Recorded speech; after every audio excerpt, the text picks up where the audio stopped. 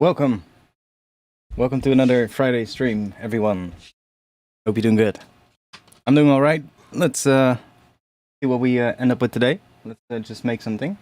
So, welcome. How you all doing?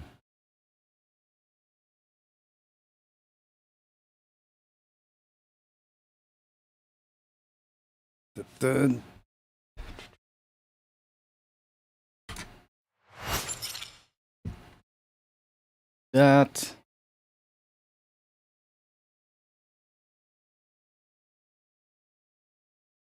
Let's see what we're gonna end up with today. I want to do some sound design first. I kind of want to do some bass, and I want to do some drums as well. I mean, still need more drums as well for the pack, so can always make some more drums. I think I want to get started with that though, and then just look for some kind of a vibe, because I need a vibe to make a track.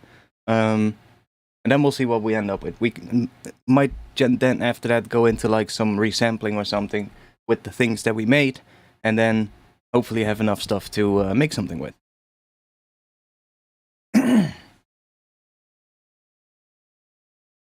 All good? Nice.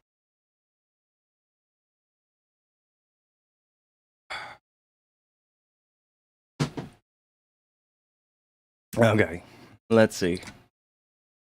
I kind of want to make some drums first, but it's kind of difficult to make drums without having like something in the key of the track. I know what key I want to do today. I just want to stick to just regular F minor, I think. But there is a bit of a reason. Let me load up a piano real quick.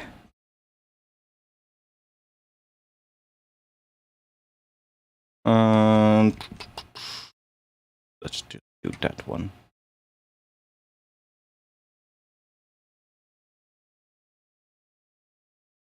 And let's just grab MIDI tools. Let me grab that one.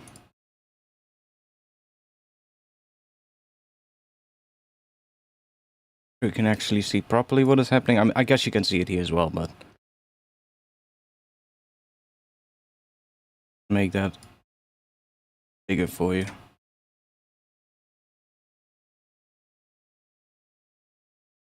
There you go. So yeah, F minor. That's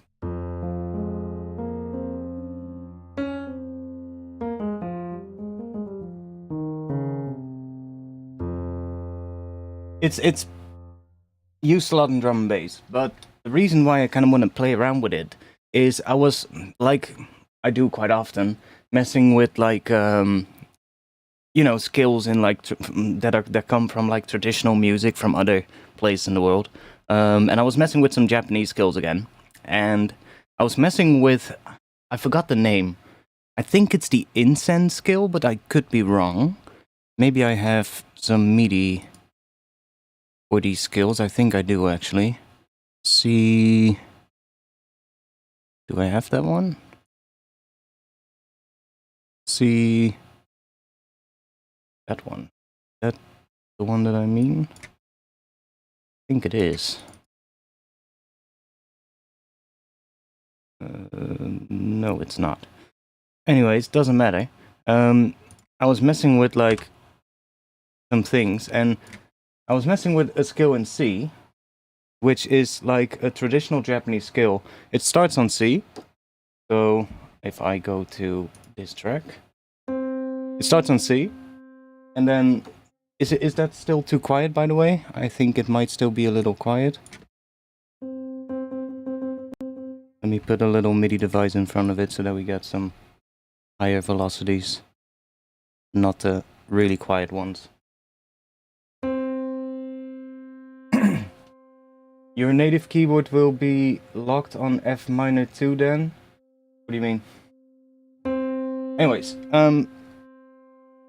it would just start on C, but then it would play C, C sharp, and then go up to F, then play G, then G sharp, or A flat, I guess, and then back to C.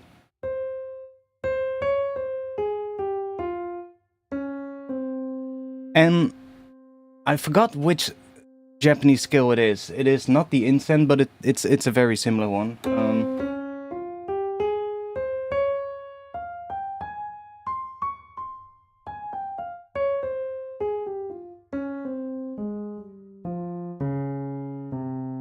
But I thought Native Instruments keyboard could make... I don't have the Native Instruments keyboard.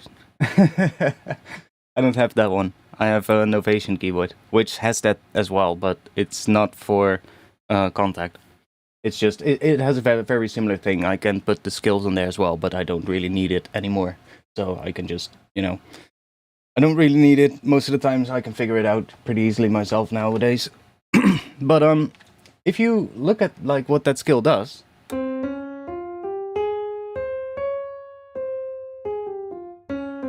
all of those notes fall within the F minor scale. And it's really just another pentatonic scale that is kind of similar to, for instance, the minor pentatonic that most people will be familiar with. Like in F minor, that would be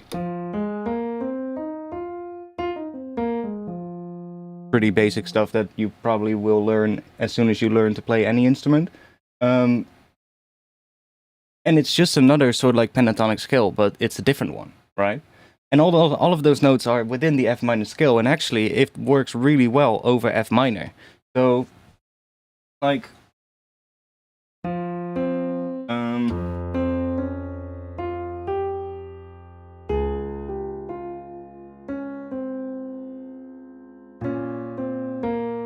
you can put maybe a little A sharp in there every now and then.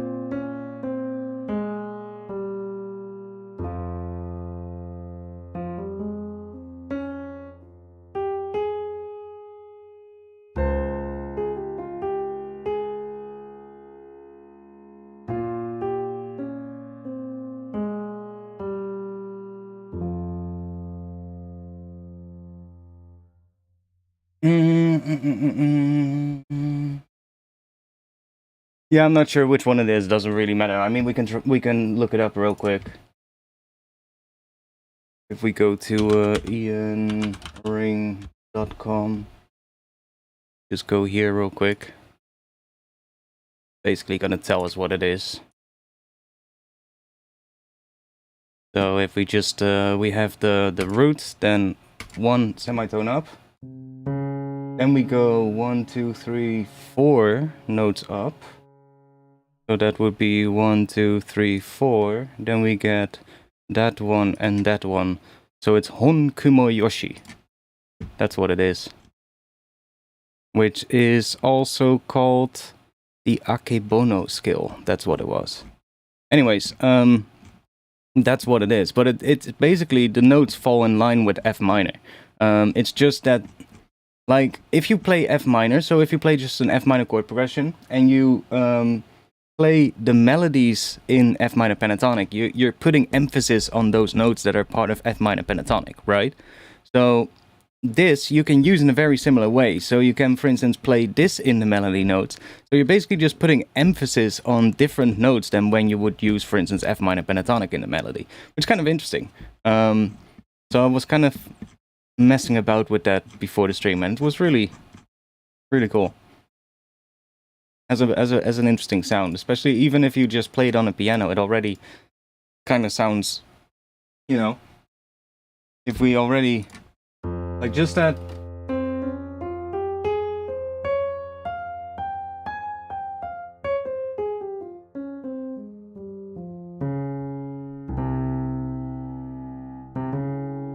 And I guess it's you can really easily modulate from there into the major Phrygian as well, like, because if we are there, then we can also go. We can suddenly go into major Phrygian, which is really interesting. Not that I'm planning on doing that today, but it's like I was just messing with that earlier today, and I was like, oh, that's a really interesting way as well to modulate to like a different key, which can create some really interesting things. Anyways, I want to do. We'll probably get into that kind of stuff later. Although I might want to think about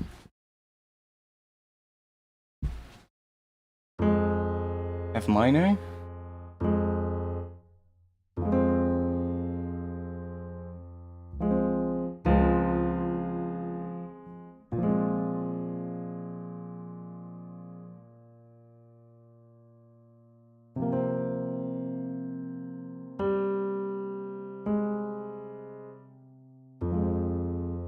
Yeah, we'll probably just do something with F minor first, and we'll see where we go. Let's see if I have some kind of a bass thing or something to get us started with, and then we can make some drums to it. Let's see. Do I have something saved? Maybe bass. Wait, maybe here. What is it? Oh, hey, look at that. A little while ago, I remade a bass from a track, from the Mephius track Hear Me, just as a kind of like a sound design experiment to see if I could get close. And I made this. Let's see what it sounds like.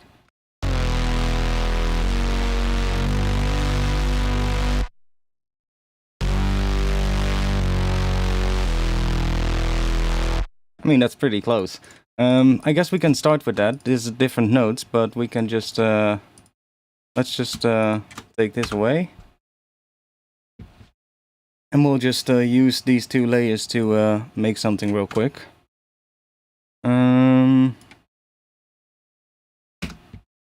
Let's do that. Let's go to F.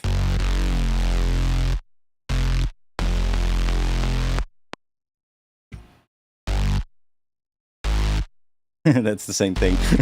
But then one semitone up. Let's not do that. Let's go that, and let's go into here. And we'll just add maybe a fifth. Yeah, cool, that works. And then we'll go up to C sharp maybe.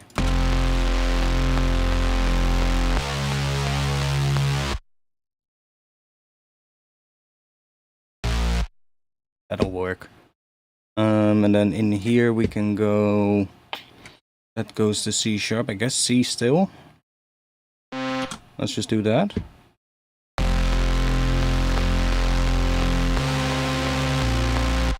That's a bit weird maybe.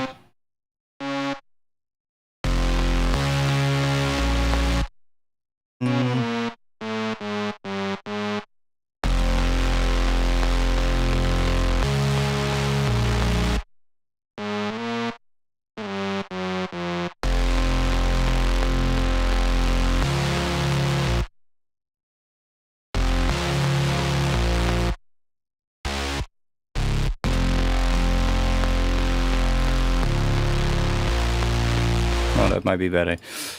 Let's just do that for now. Duplicate that.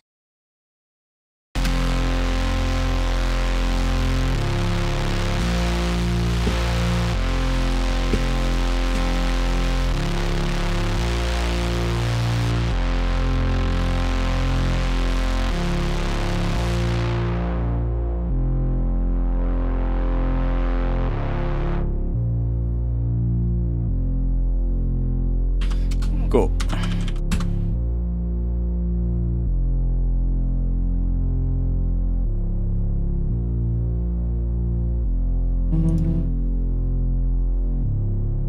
Let's see, let's grab an addictive drums and get some heads going.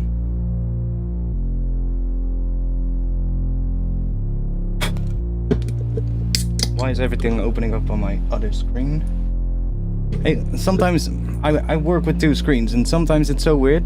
One day it just opens all up on this screen and the other day it all opens up on my other screen. It's so odd.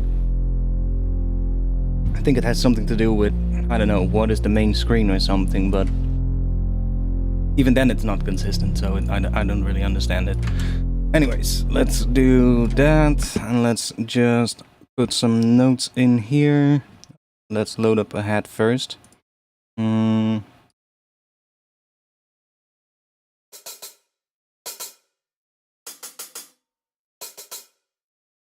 Doesn't really matter, we can play with it later. Just do a very simple thing for now.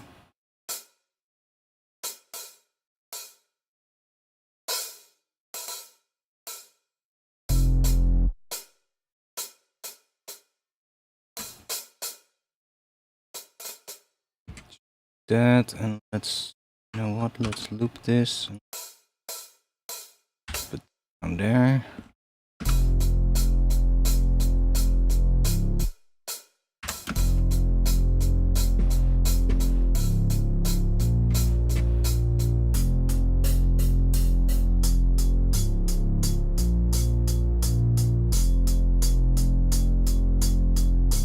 Let's make that centered a little bit.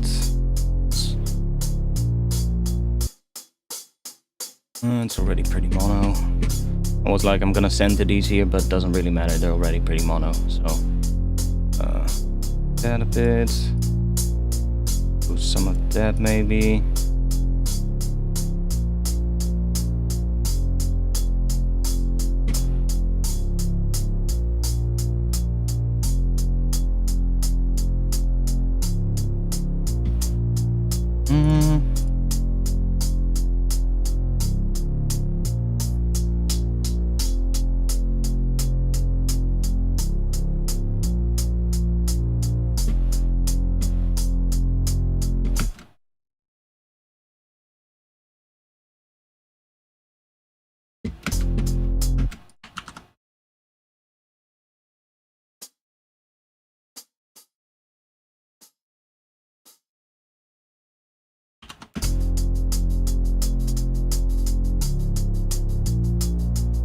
Okay, give us a little bit more pace. For DMB, which bank of addictive drums, Rockstyle? It really doesn't matter, I would say. There's a ton of good drums in there. I really like the Funk Kit though. The Funk Kit has just, it has, I think the Funk Kit comes with the Pearl reference, I believe. Pearl reference snare, which is just a really nice one. But there's a lot of great snares in there. Some of those Ludwig snares are really good. Because they can also sound a bit more like a marching band kind of snare, which is nice. It really just, it's all about how you process it, honestly. And then even then, like, I also have like a bunch of like multi-sampled drum kits that I just downloaded from like Freesound, like that website freesound.org. There's like some packs on there as well, which I should have them here. I think they're in drums. They're by a user called Quartertone, and he basically multi-sampled like his entire drum kit, and he just uploaded every single one. So you've got like a 14 by 8 inch Tama snare, and then you have all the individual velocity layers. Like, I put those into like some drum racks and like into some sampler devices, and I got really good results as well. So it really doesn't matter. Like, all that matters is just that you have some nice sounding sort of like source material that you can work from, that is nice and cleanly recorded, that you can process really well, you know, stuff like that. That's basically all that you need. And which drum it is, it doesn't really matter. It matters what you do with it, you know. Yo, thanks, Sefia.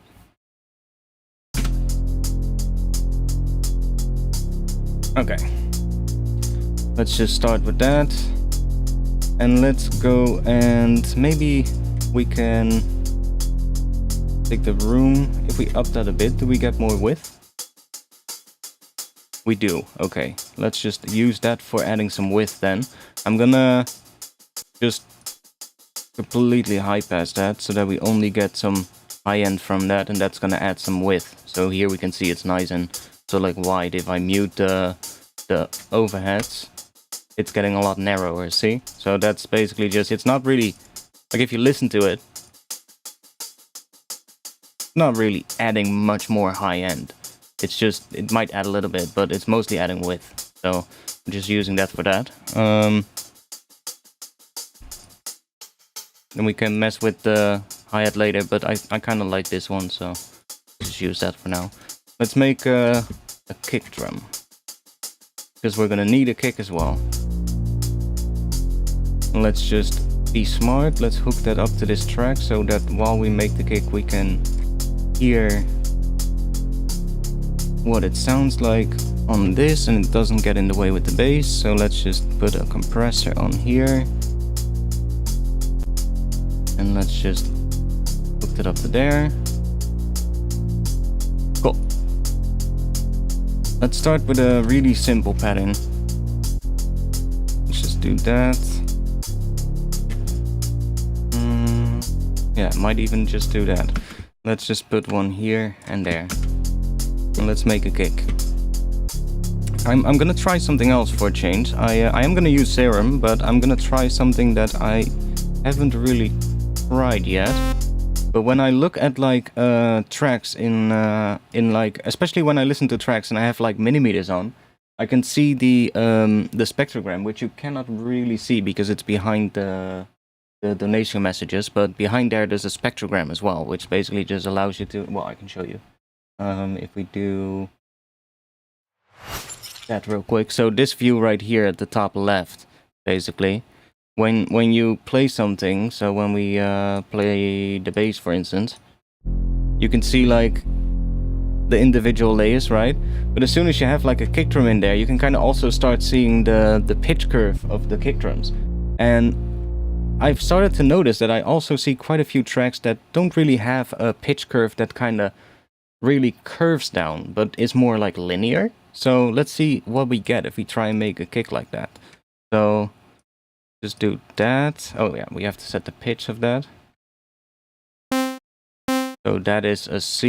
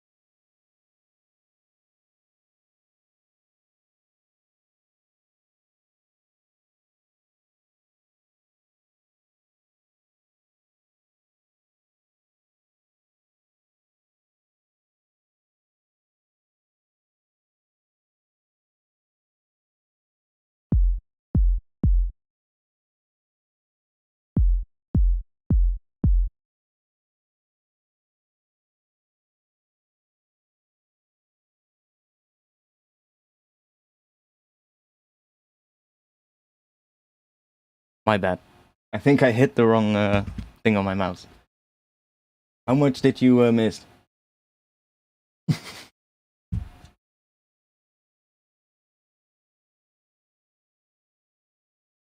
There, gate reverb, like 80s pop song, that was good. The serum skin is called Anthracite, but it's not available anymore. So if you want to get it, go to my Discord. Link will be in the chat if somebody does the command, but I think I'll be quicker. So join the Discord, and in the general, what is it, general chat, there's a pinned message with the skin, so you can get it there. Till now, when you open Serum, okay, well, whatever. I was talking about, like, normally I do this, for like a pitch curve on a pitch envelope. I really make it like curved like that, which gives you that kind of kick sound, and this is still really long. Let me do that. There we go, that's a bit shorter. But I see quite a few tunes lately where the pitch curve is a lot more like linear. So let's see what we get if we do that. It's gonna be a lot higher, so I guess we're gonna be quicker as well. But I'm looking at this spectrogram here at the top, and I'm already seeing that kind of shape what I'm seeing on other tracks as well sometimes. I forgot which track I was listening to today where I saw it. I had a couple of tracks this week where I saw this type of shape kick, and I was listening to one tune today. I think it was a Camel Crooked Matthews tune, but I could be wrong. But I saw a very similar looking kick where it has that, like if you look at here, it almost looks down as if it goes in a straight, well, in a sort of like straight diagonal line, right? As opposed to when we do this, and it looks a lot more like it's sort of like curving down towards the bottom pitch. And they are a lot quicker, yeah, because like normally when I do this, I would have it a lot slower, like more like that, so that you get more of that shape, right? Which is a very common shape for a kick drum. Honestly, this is like how most kick drums would look like. But you can do so many other things. Like you can go pretty crazy actually. You can do, I don't know, make it stay at the top a little bit and then drop down. It's gonna sound a bit weird, but you know, you can do all kinds of weird shit. Make it drop down really quick and then, I don't know, do that. Then you can get all kinds of weird shapes, but I was seeing a lot of tracks as well recently where the shape is a lot more like this. I do feel like it curves down a little bit, because if I do this, it almost, I don't know, it even if I speed it up, it almost sounds as if it curves up a little, but I just go there. That's maybe a bit too quick still. But we can also make this one a bit quicker. And then another thing that I see on these types of kicks is that usually the volume envelope is a little bit longer than the pitch envelope, so that you have a little bit of a moment at the end of the kick where it sticks on that pitch.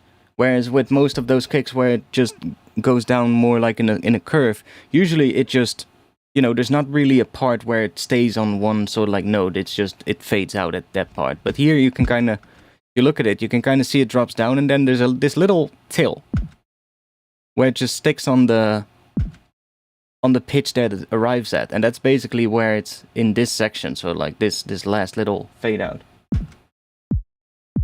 So now, because it's still a bit weak, I would add another one, which is that trick that I usually do. Just make like a pretty fast sort of like envelope. Go all the way to 100, maybe back the attack down a bit here. And then we map that to the global master tuning. Important to do it on the global master tuning and not on the coarse pitch, because I'll show you actually.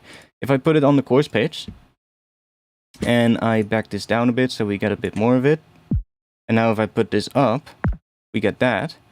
But if I put it up more, it's not really going higher. See? It goes higher up until about here. And then from 40 up to 100, it doesn't really go up higher. It just gets louder near that frequency. And we can see that as well on the spectrogram. If you look at it here, and I can even open up the bigger one, so that it's even easier to see. Go here, let me load up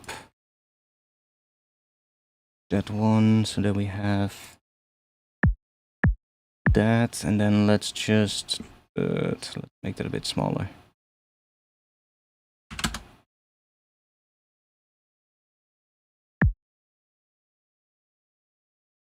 So you can see right here at the top, see how that thing appears? That's basically just the pitch envelope not going up any higher, and it's just bunching up there, which is kind of weird. See? That's like, it's almost at that height already. And then here it sort of like starts appearing. You can see it just doesn't go higher anymore. That's just because we've reached the maximum range for the pitch on the oscillator. Because we're mapping it to the coarse pitch, and that coarse pitch has a particular range. And we've reached that max range, the highest part of the range, so it can't go up any higher. So, to fix that, we're going to map this to the global master tuning, which is separate from the coarse pitch. And now, we can go up here, and as we increase it, it keeps going up until it reaches the max of that, which is, I believe, like, what are we at now? That's like almost 12K. So at this point, you're probably not even going to make that transient go up that high. So, you know, this is just overdoing it at this point. But that's just a little tip why I would say separate these two, so that you get maximum range out of it. See, so you can get much higher on the transient, even like you probably don't need that much.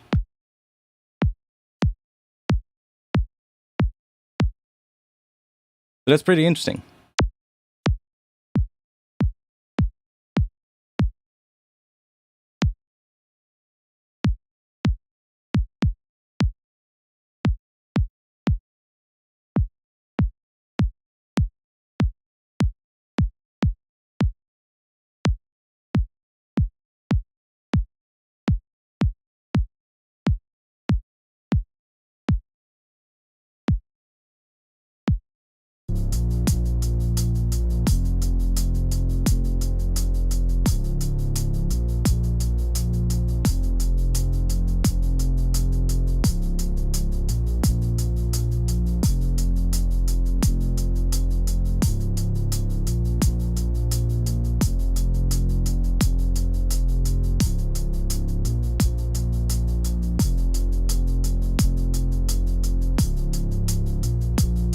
like that maybe.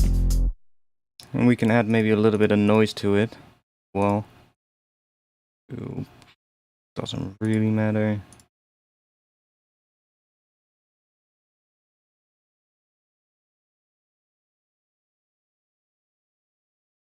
Let's run that through here.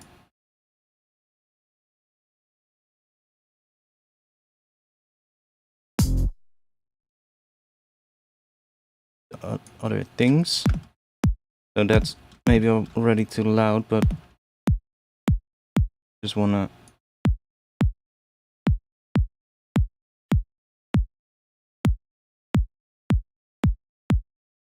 get like a little bit of an extra bit of noise in there, maybe very subtly.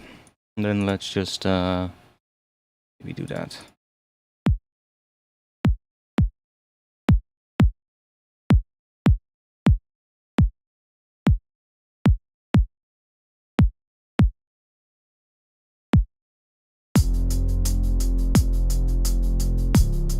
Now the kick is louder than everything else, but I'm making the kick sort of like hit almost zero on the meter here, and then we'll back the track down to what I do like to keep my levels a little bit lower these days, but I do sort of like, especially for the drums, when I design them, I try to sort of like have the drums output, especially for the main kick and snare. Or at least for the kick, but sometimes depending on what kind of snare you're gonna have, it might want to be a little bit quieter. But the kick is sort of like the element in the track which is the loudest thing, right? So I try to put my kick sort of like hitting zero on the output of this track, and then I can sort of like back that down to, I don't know, -6, -8, to set it at the level which I think is good for, you know, running everything into the master at. But then I build everything around the level of the kick, which, you know, kind of works. Or you just leave everything at zero and run it hot into the master with a limiter on it. That could also work, but whatever works, right? Let's do this kick. Let's say hats. Oh, in that group.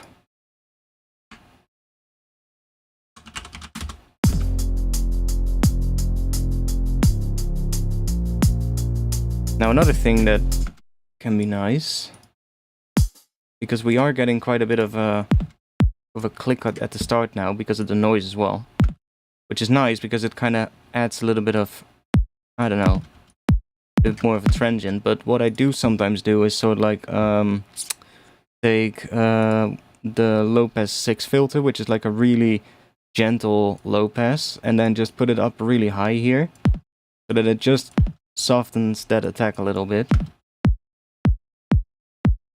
Can also be fun to put that in front of here and then use the drive going into the soft clipping. You can get some like nice clipping that way because it clips it here with the soft clipper. And you can also try hard clipping if you want a bit more of a dirty kick, although we are getting quite loud now, so I would back this down. But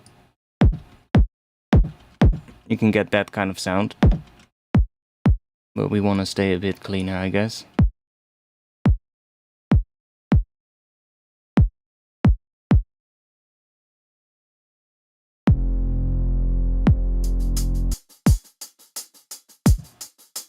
Okay, cool. Let me just, because we are going to clip on this track, so what I'm going to do is I'm just going to chuck a limiter on it. Just the Ableton limiter, I don't really care at this point. You can always replace it with a different limiter. Do I want to do a snare drum already? I mean, we can just add a snare from the pack real quick. Oh. Here, snares. I made a bunch with Serum, which were just pretty clean, that we could probably use to still layer stuff on top, so... Let's see. Take that one. Put it in here. Let's just... that.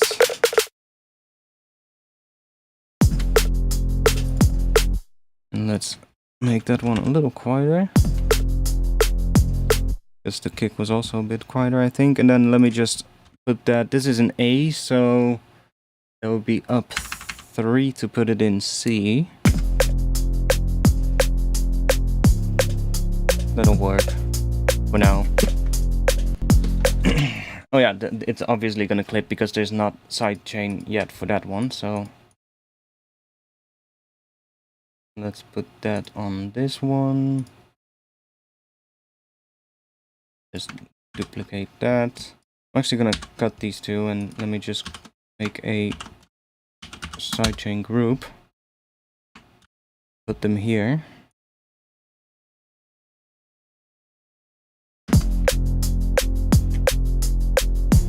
Okay.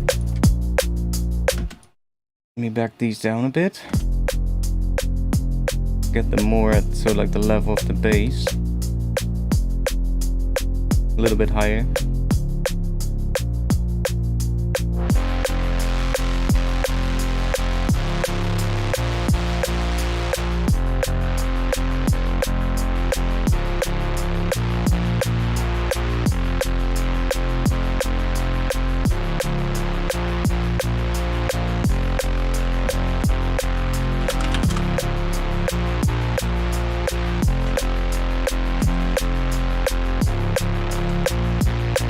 Let's put it there. Also, chuck a saturator on here.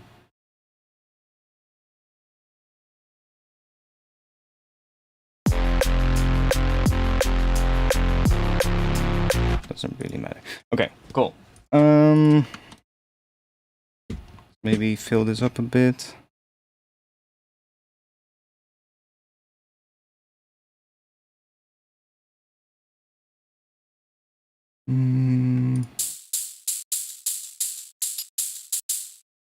Just in and see if it fits. Okay. Now the bass is just temporary at this moment, just so that I can hear the pitch basically, but let's mute the bass. Let's work on the drums now, and then we'll make those drums at least nice. I think they're already pretty good, and then we'll go and see if we can find like a vibe, and then we'll probably get back to the bass as soon as we have something. Do you also use phase blend? I do sometimes, yes. I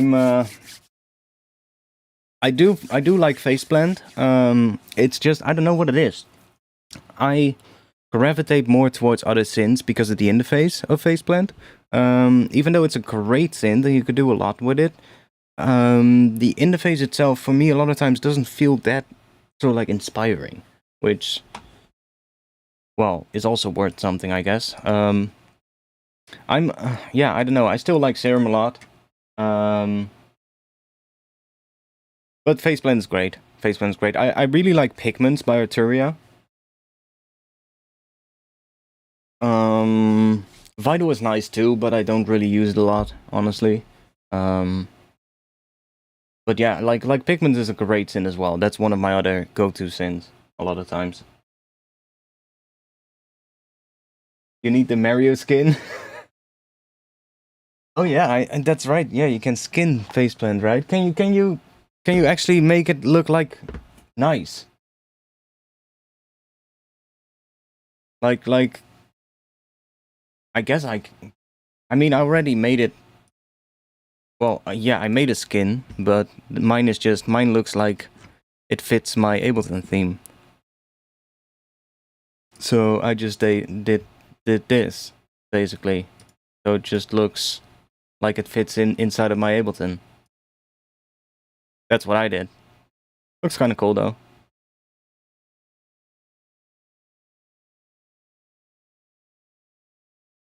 Like you can get this skin on my Patreon, by the way.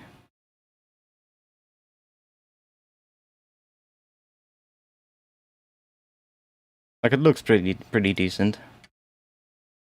If at least if you use my Minimeters theme and my Ableton theme, it does, I guess. But I don't know what it is. I still usually, yeah, I don't know. Maybe I just need to get used to faceplant a lot more. But it's not my main go-to synth. Maybe for if I want to do like some really weird experiments or shit, then it might be, because it allows you to do almost anything, which is nice.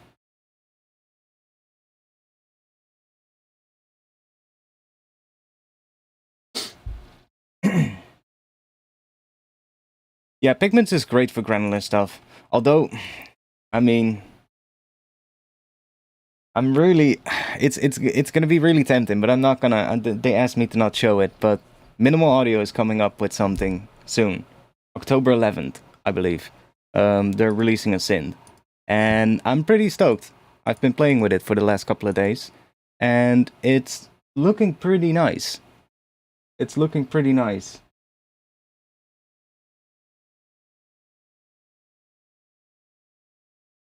Yeah, I'm not gonna show it, obviously, because they asked me to not to do that before the release date, which I'm gonna respect, you know. There's no contracts or anything. I'm not working for them or anything. I'm not making a video for this necessarily. They're not paying me to do anything for it. They just sent me the plugin. They were like, "Yo, would you like check it out? And if you have some time, make a video." Which great. And I said, like, I'm not sure if I'm gonna have the time for a video, but I could definitely do it. You know, use it on a live stream. So I guess that's next week. Next week we're gonna use the Minimal Audio plugin for sure. But it's I can say it looks really good. And one thing, of course, like the one thing with the Minimal Audio plugins is they fit my Ableton theme as well. Like their color theme is just perfect for how my Ableton looks, because they use the same colors, which I still remember from the first time I got. They sent me Rift to do a video about it, and I was like, did you guys make the colors of this plugin exactly the way how my Ableton theme looks? Or, you know, is it just exactly... Did you look at that? And they never answered it, but up until now, like, all their plugins just have the same look, which is nice. But, I don't know, it's not necessarily a synth that, really adds a lot of new things to the table, I guess. Or at least I haven't necessarily found too many things that were really sort of like groundbreakingly new. But the things that it does it really well. So, and there's also a lot of room for further sort of like expansion of the synth in the future, which, you know, I also talked to them a little bit, and they are also planning on doing that, which makes it really interesting, and I'm really curious to see where they're gonna take it. It's, well, if you just look at the teasers that they've released, it's obvious it contains granular. Obvious that it contains granular synthesis, because it does. But yeah, there's just a lot of stuff in there. I'm not too sure how much I can say though, so I'm not gonna, you know, say everything. But from like the teasers on their social media, it's pretty obvious that there's granular synthesis involved. But it's not just that. There's a lot more. So the one thing I was really blown away by is that there's a lot of content for the synth, like in terms of presets, and those kind of things, like sound sources, presets. Since it's granular, there's obviously audio sound sources included, and there's a lot of content included with the synth, which is a really good thing, because that just, you know, the more... Well, and I guess the content that is included is also very... There's a huge variety of kind of content that is included with... And most of it that I so far checked also sounds really good, and really inspiring sounds that are included. So it's like, it's not... Well, what I usually have with synths or like samplers, or even with sample packs, right? It's like you get it and like you flick through the presets, and like only a handful are really inspiring, and most of the ones you're like, next, right? So that is usually a thing that I hate about products. When I get a new synth and I go through the presets, and it's like 90% of it, I'm just like, next, next, like, oh, that one is kind of interesting, next. You know, it's like, it's not really nice usually, and usually, especially when you've just spent like $250 on a synth or something, you know, and you're just going through the presets and almost none of them sound really interesting. Well, you're gonna you're gonna feel a little bit let down, right? Even though you probably can make a lot better sounds with it when you learn the synth, but on first glance, you're probably gonna be like, that's not really too inspiring, right? Was it really worth that much money? I don't know how much this synth is gonna cost. They haven't told me, so I don't know. I wish I knew. I should have probably asked them, but I don't. I forgot. But I was going through the presets and some of the sound sources, and a lot of great sounding things in there. So that made me pretty excited. And yeah, I don't know. It's from what it feels, it takes a lot. It takes a lot of great things from a couple of synths that are industry standard synths, or at least synths that I use a lot.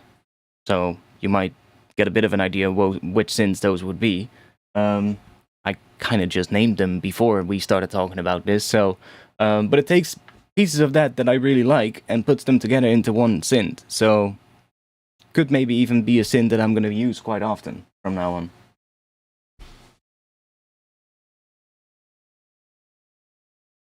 I mean, yeah, of course, like the presets don't say everything, but having a synth with a lot of great presets is obviously better than a synth with very crappy presets, right? Especially for when you get stuck. When you don't know what to make and you're just like, let me just go through some presets and see if I can find something that inspires me. Like, if the presets are really good, you're probably gonna find something, right? If they're really shitty, I don't know, it might end in an afternoon of flicking through presets, and by the end of the day, you just rage quit. That could be the difference, right? But I think it also says something about the developers and about the team behind the product. Like, if you make a really nice synth, hardware or software doesn't really matter. Like when I say hardware, obviously I mean like hardware with a digital interface, because like a true hardware synth, you don't have presets. But you know, most hardware synths these days that have like a digital part to it will have presets of some kind. But like any synth or effect, even for that matter, like it says something about it. Like if you make a really good product and then sort of like not make good presets for it, then that kind of says something about how much you care about the product. In my opinion, at least. Like that's how I see that.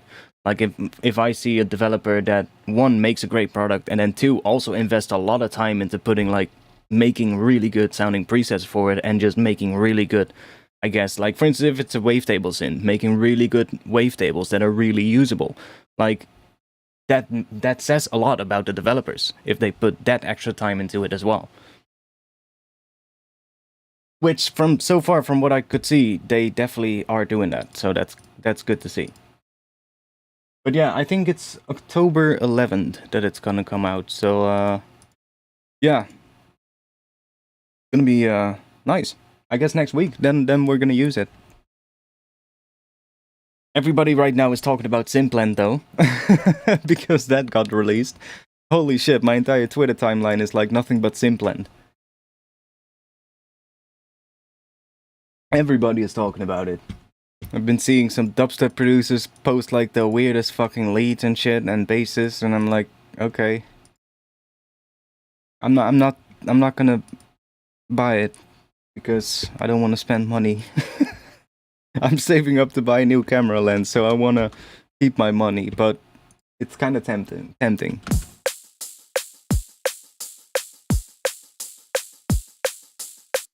Okay, let's put a little bit of an extra kick in there. Let's just do...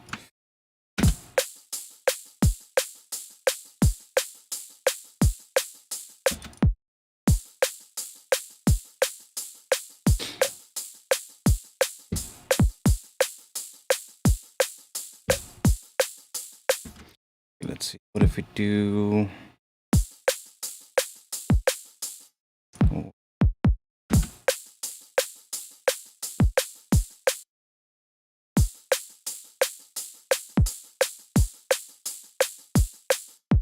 It's gonna go.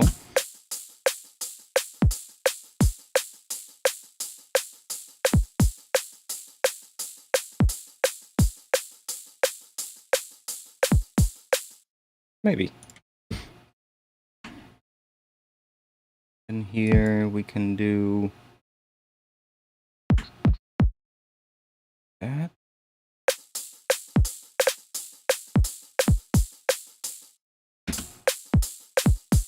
Maybe that.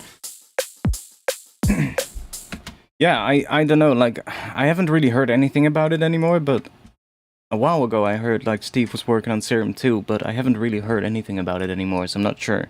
Not sure if it's still a thing. Like, maybe he's not. I don't know. But I think I heard the talks that he was working on, like, Serum too. I don't know though. There's been so many great synths that have come out as well, like in recent years. So it's gonna be tough, I guess, to live up to sort of like the hype that it would be of creating a Serum 2. Because Serum 1 is just like, it's such a standard that it has become over the years that I guess it would be, I guess it would fall within the same sort of like tough spot that Massive was in when Serum came out, you know? I kind of feel like it's gonna have that sort of like outcome, which kind of sucks, but I kind of feel like it's gonna be going into that direction because it's gonna have such a big, you know, a big name to live up to, right? Unless he really, you know, reinvents the whole thing and rethinks it, because like there's been new synths, of course, like I would say like the one thing that Serum is still the best at, in my opinion, is the wavetable editor. The wavetable editor is hands down the best wavetable editor in any synth. And even when I make wavetables for other synths, I often use the wavetable editor in Serum, because it just has the most amount of tools and you can do the most amount of things with it. You can be very precise with it, and a lot of other wavetable editors just don't give you that control. For instance, the one in Faceplant is great, but it works in a different way that just doesn't give me the same control as what I would get in the one in Serum. Especially some of those effects that the Serum wavetable editor has are really helpful when you're sort of like editing wavetables. But other than that, you know, it kind of got excelled in a lot of places. You know, Vital came out, is kind of the same thing as Serum, but had an extra oscillator, right? And then also had the option to have the filters in parallel, had 2 filters to begin with, which is something that everybody wanted from Serum for a really long time. Then you've got Pigments, for instance, which does wavetable synthesis, in my opinion, just as good as Serum does. Even better, in my opinion, because it gives you more options for like audio rate modulation, like FM and pulse width modulation and all that kind of stuff. It gives you more options in that regard. So I would say that's maybe even better in that field. And then it also has the whole like other engines, like the granular engine and all that kind of stuff, the sampler and all that kind of things. So Steve would really have to make a great new synth, and it would probably have to include a lot more things than just wavetable synthesis if it wants to be another sort of like industry standard. Would he make a Serum 2? So maybe that's also why if he is still working on it, we haven't heard about it for a really long time.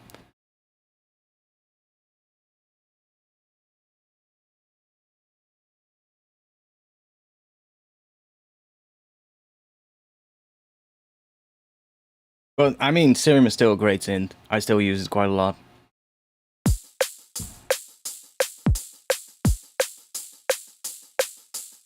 Yeah, well, that's the thing I'm saying though. I don't think Steve will make it like Pigments all in one.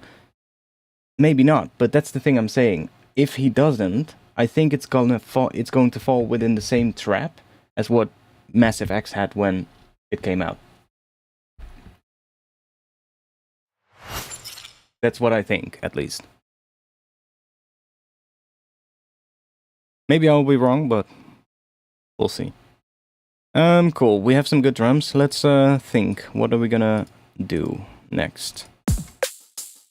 Like, this can just work for any kind of drop, so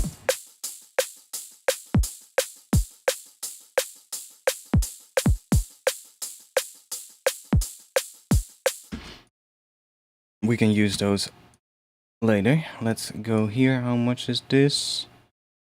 32 bars. Let's just put this a little bit further down. Let's put it here. That would be after 64 bars. There could be a spot where we can drop. Maybe we'll drop earlier, but we'll see. Intro. It's gonna be difficult, you know, because since Serum has come out, like a lot of new synths that has come out are just so much more like complete, right? Faceblend came out, which combines wavetable synthesis, but then also with like a sampler, also with a granular engine, also with the more like additive kind of thing a little bit as well. And then you've got like Pigments, which does that all as well, right? It also has like a sampler included, like an actual sampler, not just a noise oscillator, but an actual sampler that you have some more control over. And then it has the wavetable synthesizer. It has the additive engine. It has the granular engine, right? So it also has all of those things in one. And then there's a lot of other synths that have come out that also combine all of these things in one, because that is basically what seems to be the new standard in a lot of new synthesizers that are coming out. And it makes sense because, you know, why not combine all these things together so that you have all of these options to sort of like combine them in ways, you know, right? When you just have a wavetable synth and just have a granular synth, you know, you can layer them, but it is so much nicer if you have them both in one synth so that you can have both cross-modulate each other and stuff like that. And, I don't know, have the same elevos that are modulating the wavetable synth also modulate the granular synth, right? That would be a lot interesting, because then usually everything sounds more cohesive. So having things combined into one synth makes sense. I think right now it's just a battle of who is gonna do it best. Which I don't think has been that decided yet at this point. There's been a couple of synths that have come out that do this in a pretty good way. Faceblend, Pigments, and I'm probably missing a few others. But I'm not sure who is the best at this point. But it's going to be interesting. See, I'm really curious if he's still going to do something. No, I think what the standard is what just what the market decides, what the customers decide, you know? What ends up being the one that most people end up using 5-10 years down the line from now, you know? That's what is then the standard. Yeah, Serum is still a great synth. Like, hands down, still a great synth. And it will probably always be a great synth.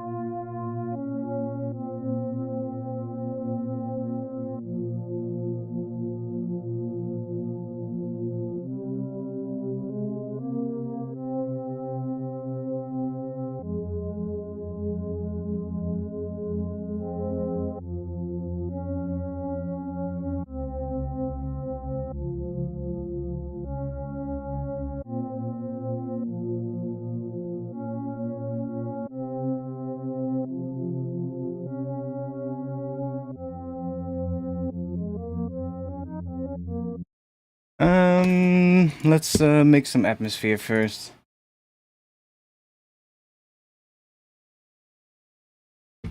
Let's find some kind of a sample that we can use. Probably have something in here. I can use this one. This is just a long piano thing. Go out of here. Put that in here.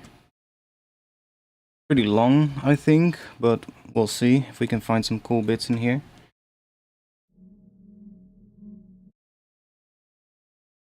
C is D sharp, so let me just up. Let's just make a MIDI note.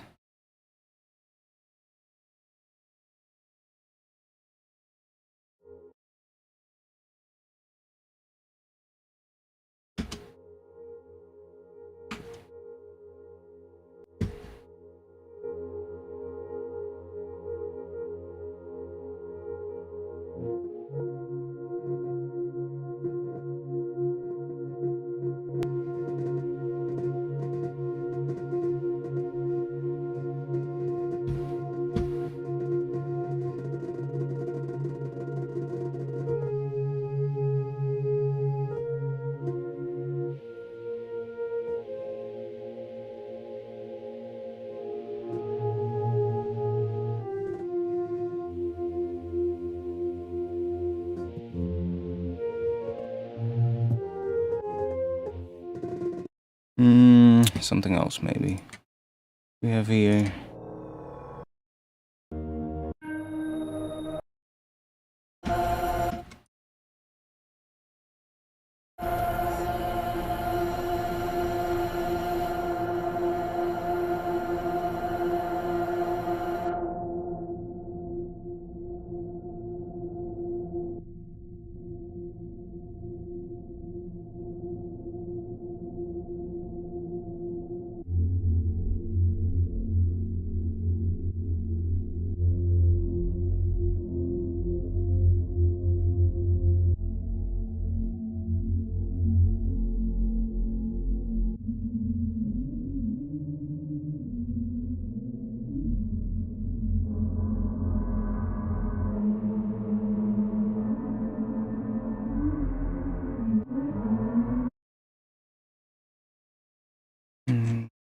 Have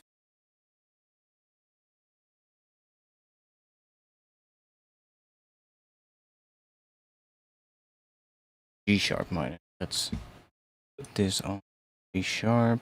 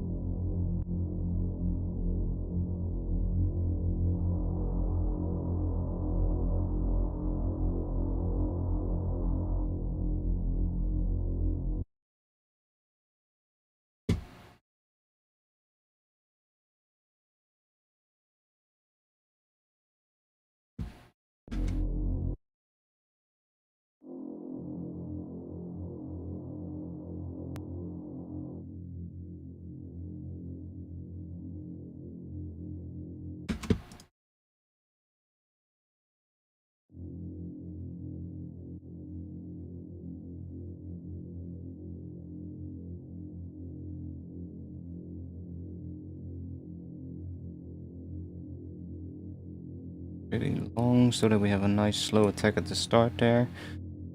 Curve it up a bit.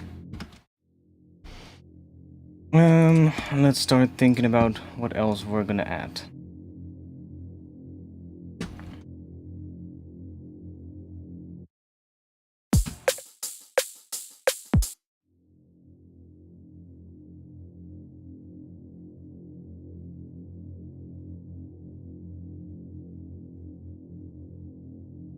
I'm tempted to go and open up one of those Japanese instruments.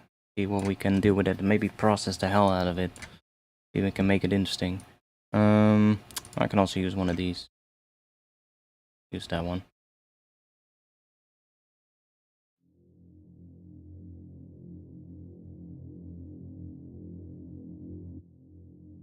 Oh.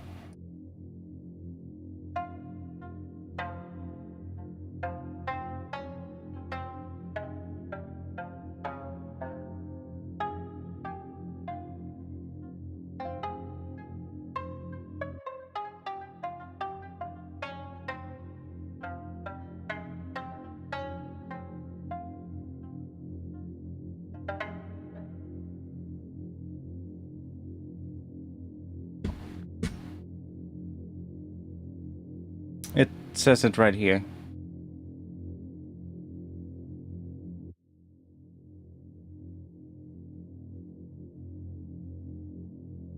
Actually, let me...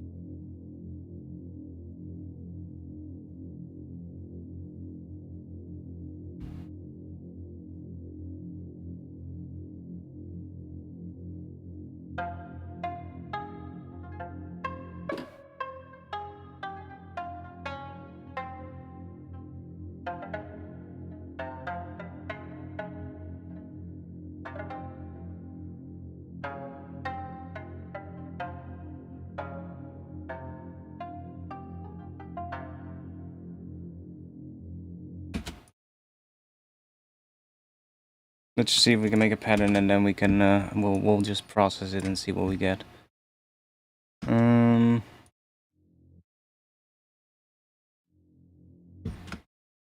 Make the attack a bit shorter. Annoying me if it's that long.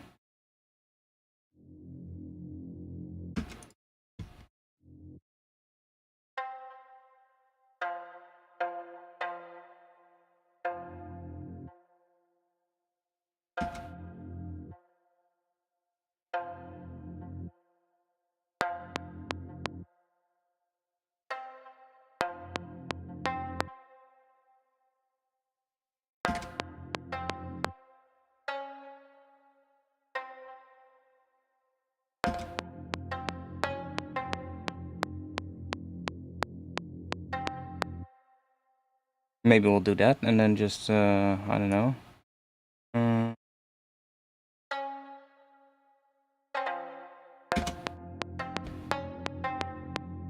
Just start processing.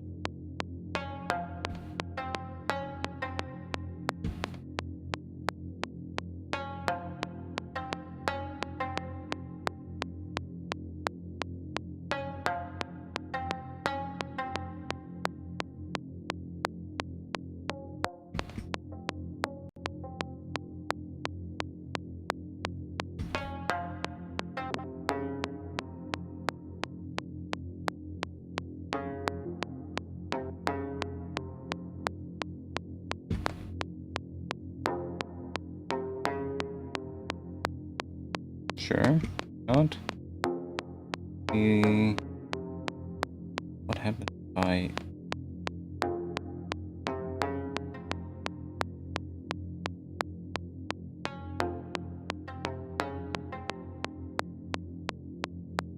Oh, let's leave it at that. Do we have...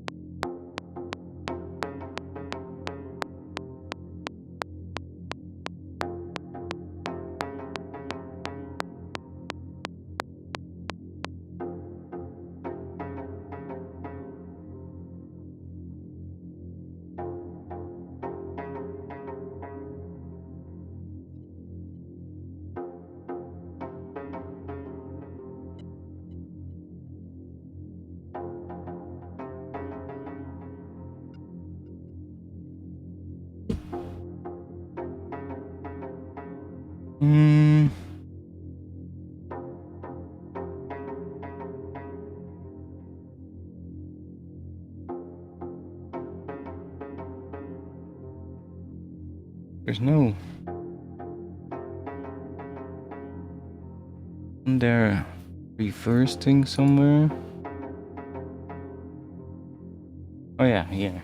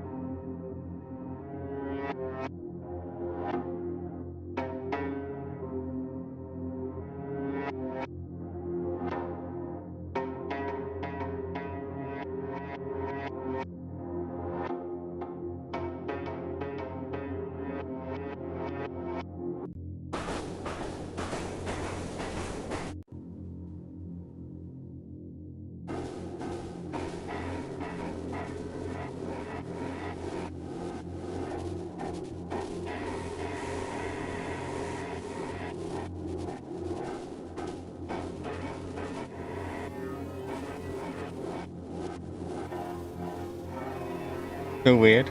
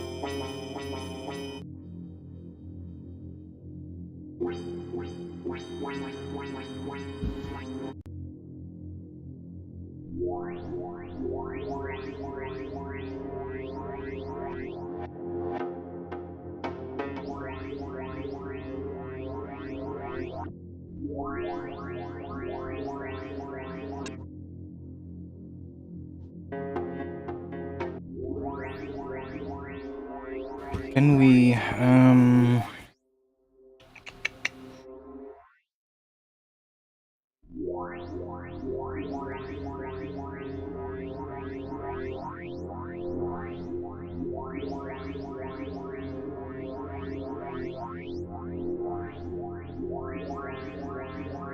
okay, if we do...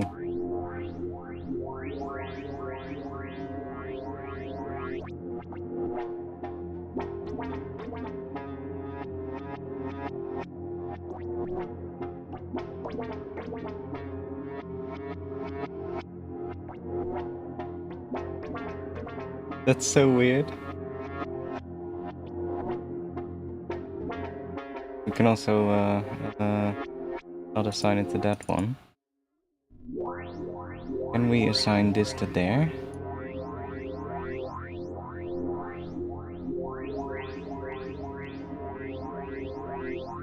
I don't think we can. That's a shame. That would be nice. Being able to send that to the mix, for instance.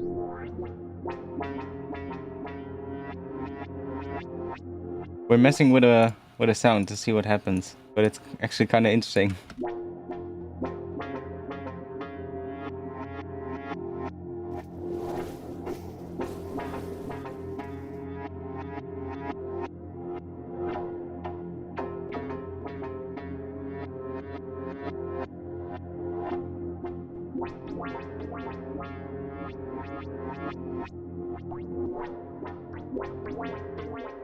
These effects are pretty interesting.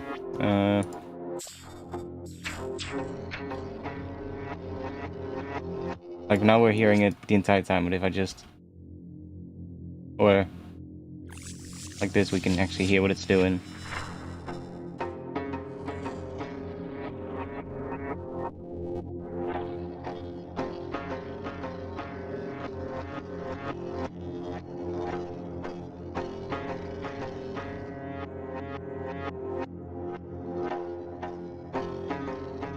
And it adds like a weird crunch, then we have smear.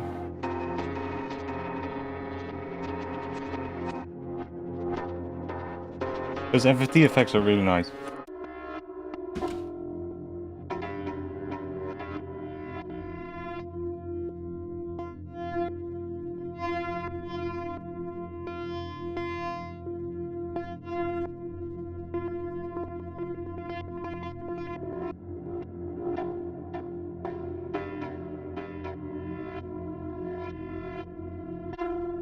It creates some really weird things with this.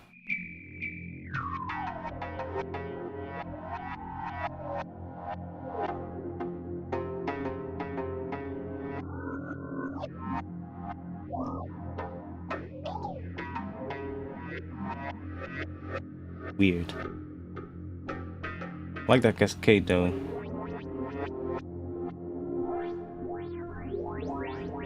Some weird sounds in there.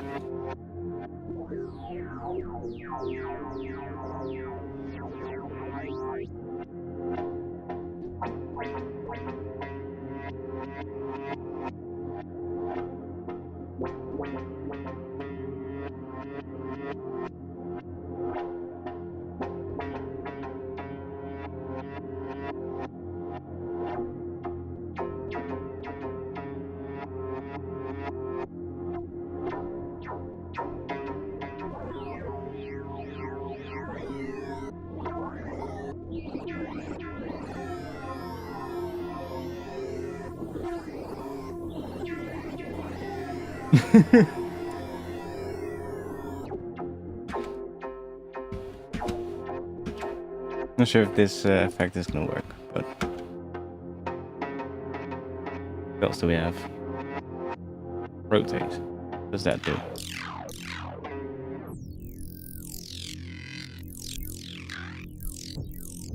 Okay.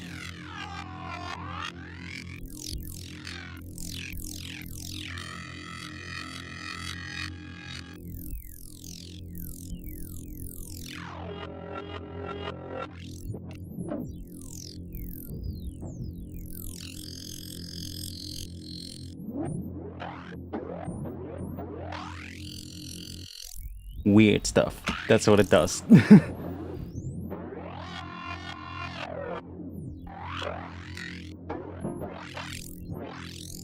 Yeah, you can do so many weird things with this plugin. Let's just, I don't know, go and drag Unimix.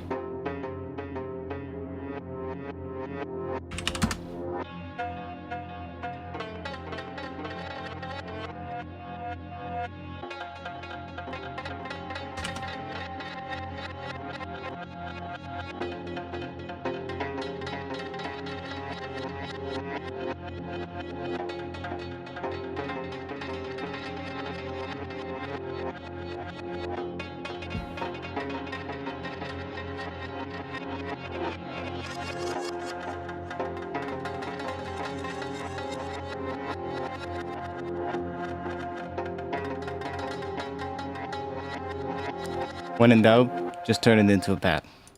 See what happens.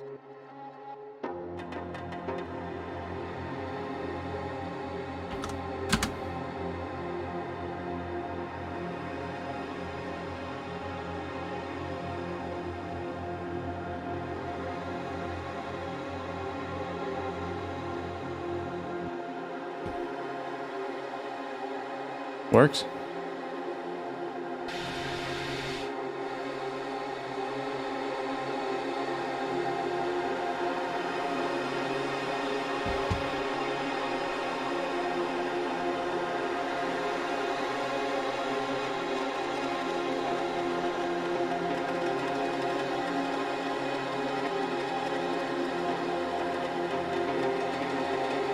Can also try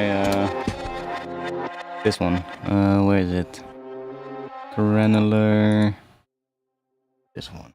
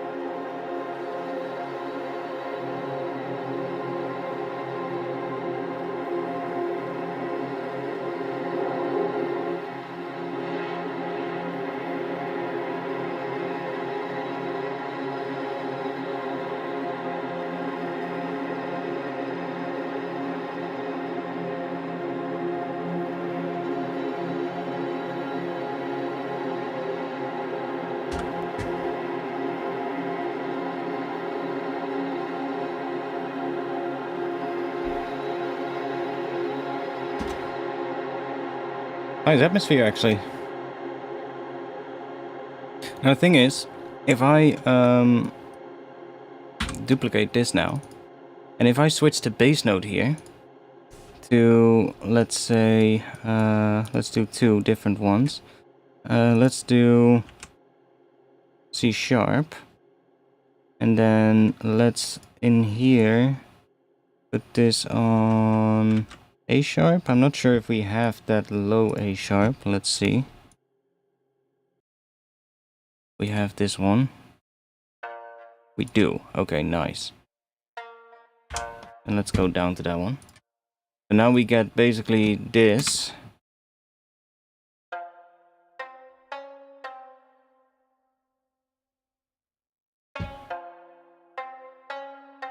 And then we get that bass note. And then we get that bass note. We could even include one with C. We have that as well. And then if I just, I don't know, let me just make them the same length. We'll just loop this. Make an audio track. Set the input to that one. Let's just record that while we mess with some of the stuff on here, especially this this one, this real-time texture device.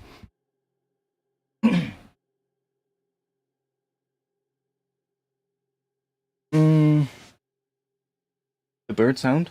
What? Bird sound? What are you talking about? Valhalla Shimmer is great. It's not that hard to understand, Valhalla Shimmer.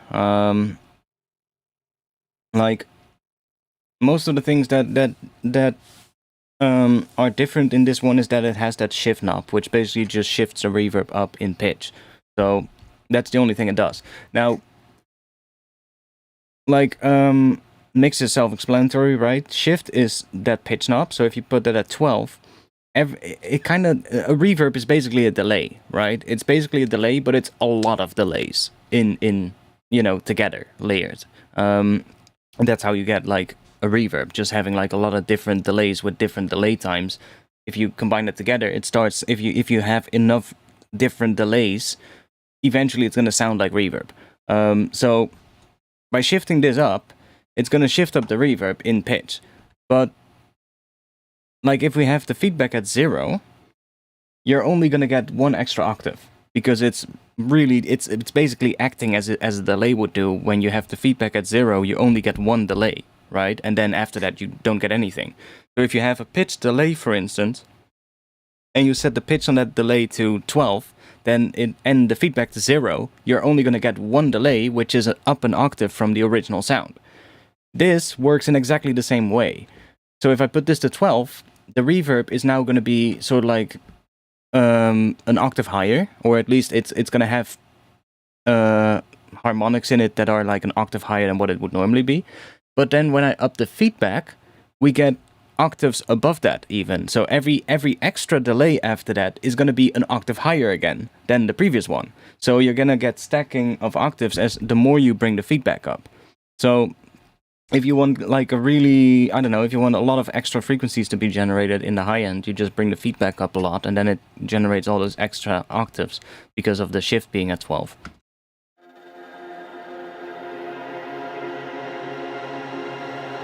See, so you hear we got quite a bit of high frequencies now. See? Versus when I have the feedback on 0.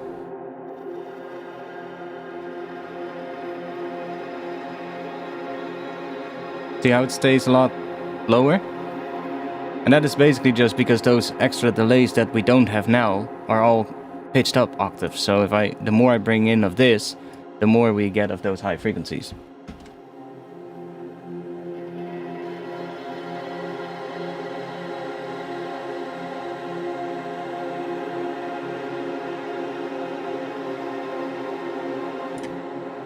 If you want to get more bass.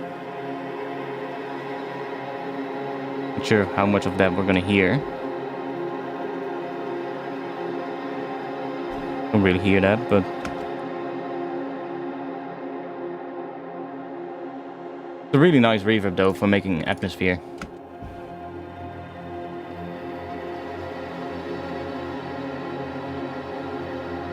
How do you stop the sound? Just resample it and cut the tail off, or just automate the on-off switch of the track, or the on-off switch of the reverb itself, or something like that. That's all you need to do. There's a tiny little fly flying around here. One moment, guys. I think I got it. Yeah, it was flying in front of my face the entire time. You were talking about Devious Machine's Infiltrator. Yeah, Infiltrator is pretty interesting as well.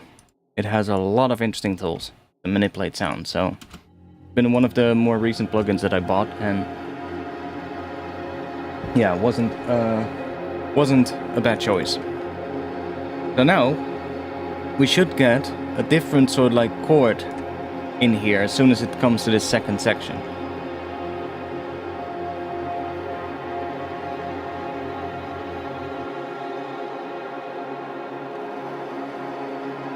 See? It switches sort of like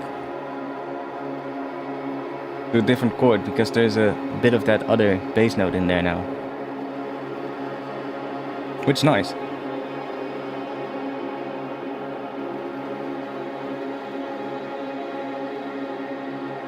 Subtle.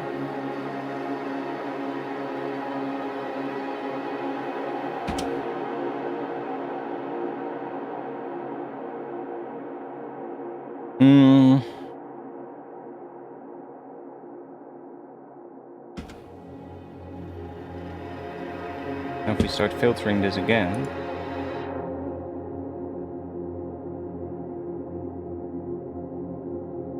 Got some pretty nice atmosphere.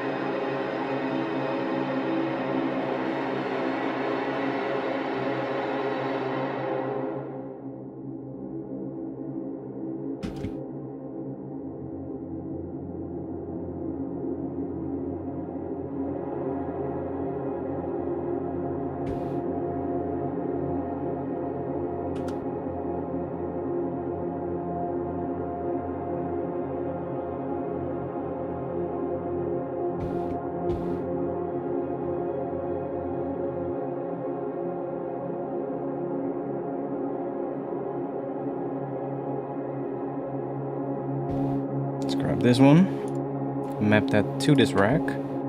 These are now moving around.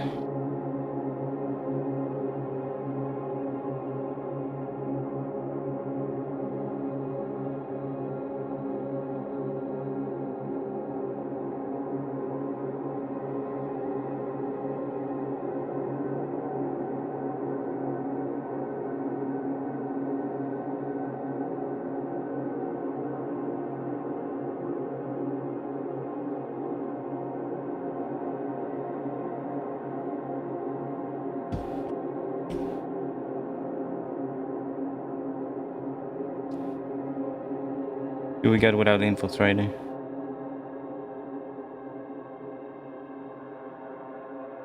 Not that interesting.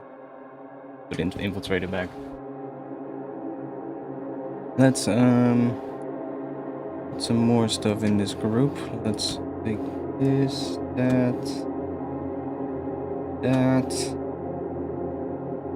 Drag that in here as well.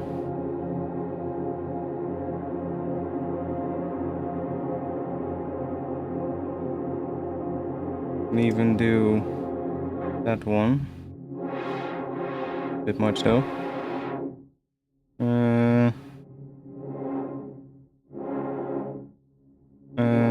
Let's not do that.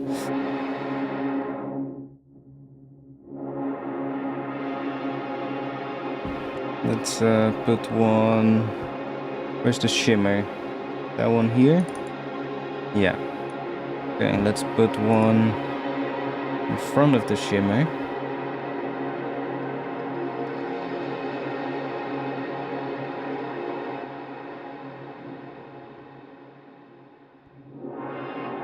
And let's change the mapping of that a little bit.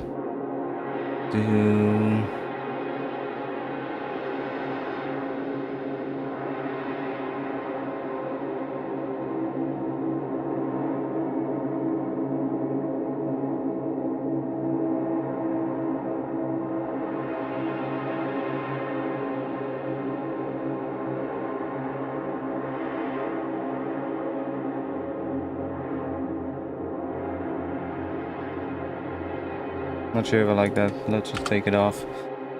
I don't like that EQ thing. I'm gonna resample this atmosphere real quick because it sounds kind of cool. So let's just do... Also, let me just put the bass notes in. That. Do that. And then we'll... That maybe. Might want to go up to this one octave higher, but... So that we can actually hear what it sounds like with that as well. And then let's record this track, yeah. Like, quiet. That's the one weird thing that Max for Live device, that this one, real-time texture, it doesn't really get quiet when you press stop, because it just continuously feeds into itself and it generates atmosphere. So it just keeps generating sound, even if the sound stops. It just will keep generating stuff until you just, I don't know, just completely take it off. Anyways, let's record that.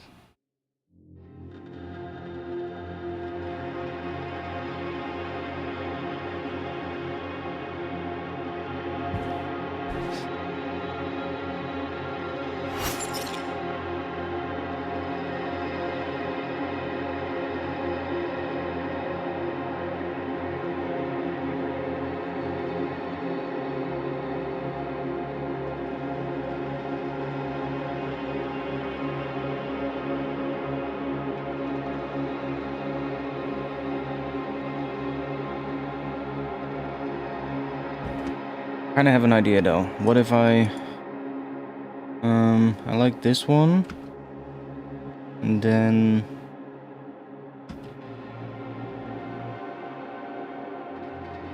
that also leads perfectly back into that. I kind of think we want to have this pattern in the intro anyway, like this pattern, that repeating.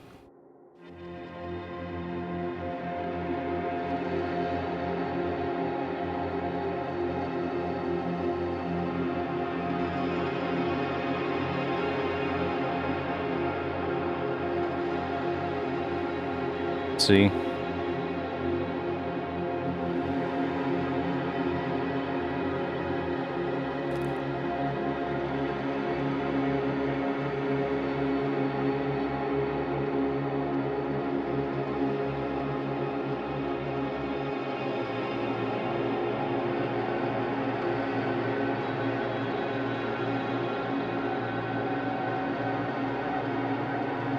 That would be 32 bars though, so maybe.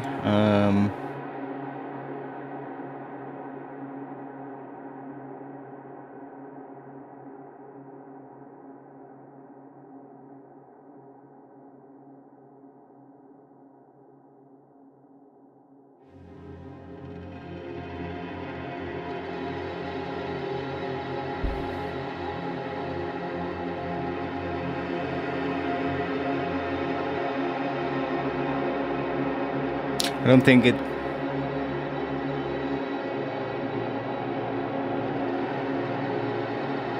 Oh, maybe.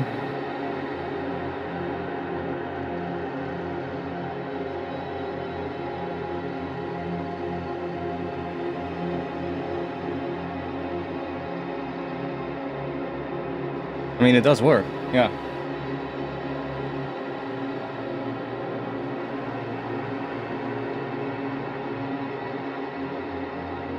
Or we can just have that as sort of like the atmosphere, for the intro. And then there's kind of like already that... It doesn't really sound like there's much of a chord progression, but there is a chord progression hidden in there, even though it's mostly atmosphere and reverb.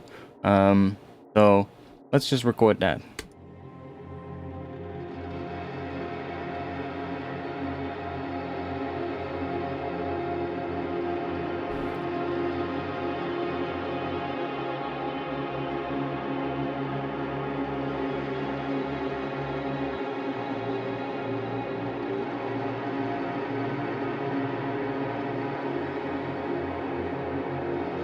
We'll just record a couple of passes. So that we have enough length for like an entire intro. To just have it embedded in the background. And then we'll probably process it further. Like have like... We can split the frequencies up as well. So that we can sort of like change when the high end comes in and when the low end comes in. Stuff like that. And layer it with more instruments that really start building up an intro. But we're mostly doing sound design right now. Which I think is always good to do when you want to make a tune, you know? Just do sound design first and make yourself sounds that you like. And then see what you can make from it. See how it's different every time? It's suddenly getting a bit louder here. That's because this thing is moving around randomly.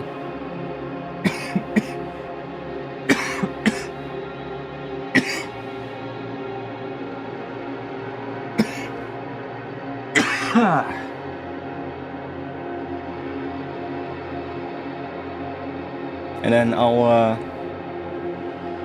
mute these real quick, and then we'll just let it ring out and see what happens. And you'll see that we actually get a really long tail that sometimes actually contains really interesting things.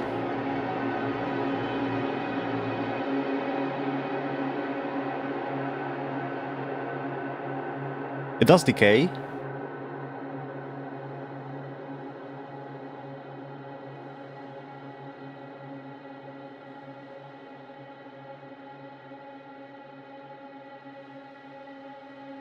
That's interesting.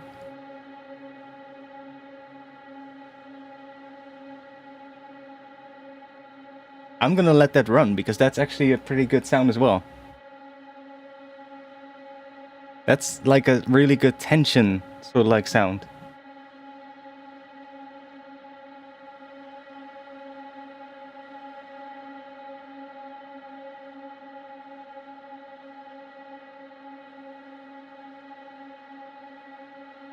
And it's actually getting louder again.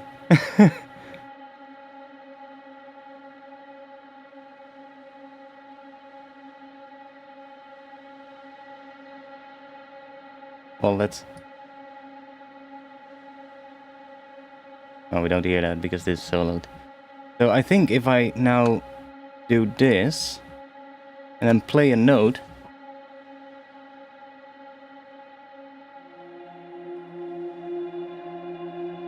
Let's mess about a little bit more.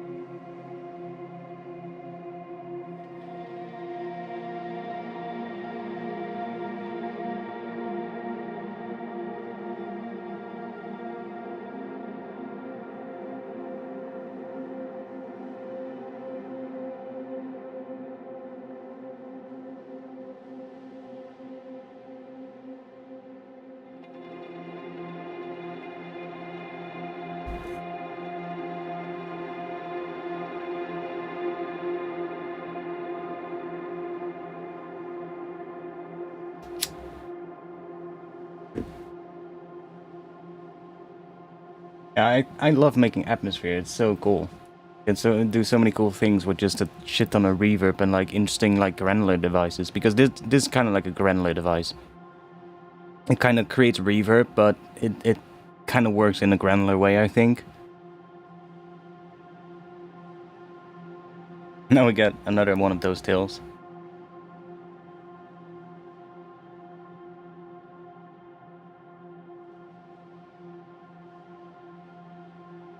I've also been doing a couple of more ambient things lately. I don't know what it is. I love making ambient stuff as well, like dark ambient kind of things. So maybe when I have the new music coming out, there might be some ambient things as well in between, sort of like the other tracks. Kind of is a good way to make the EP bigger as well, I guess.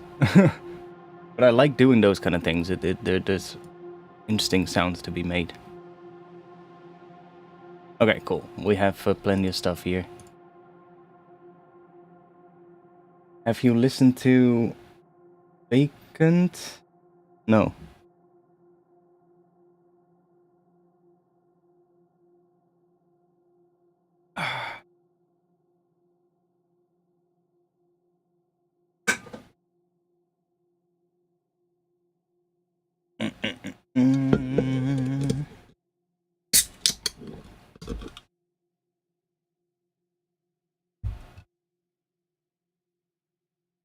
You should make an ambient channel.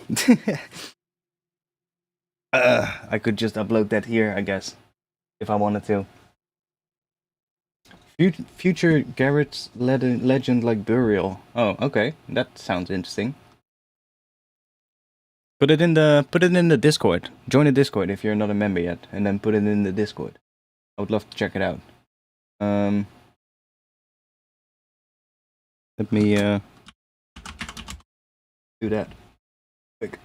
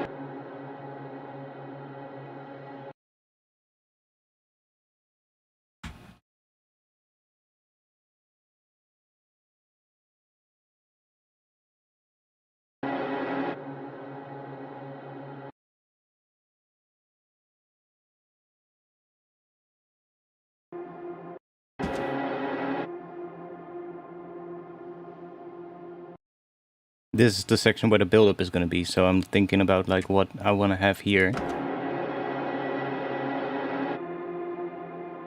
Your link is outdated? Oh, really? Huh? That's odd. Shouldn't be, because that should be a link that never...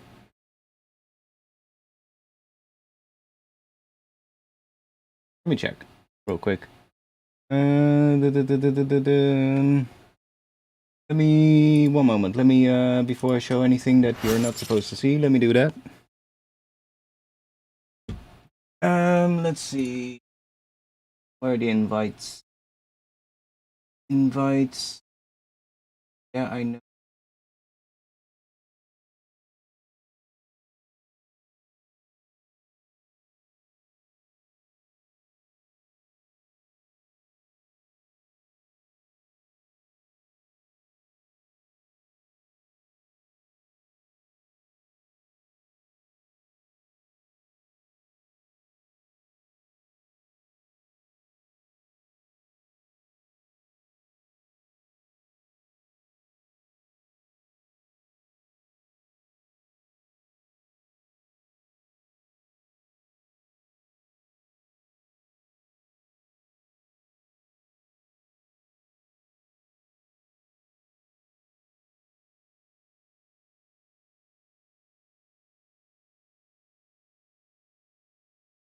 Yeah.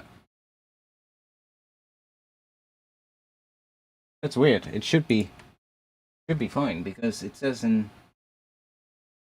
it should never expire. Well, whatever. I'll make a new one real quick. Oh, it is working because I suddenly see a whole bunch of people coming in.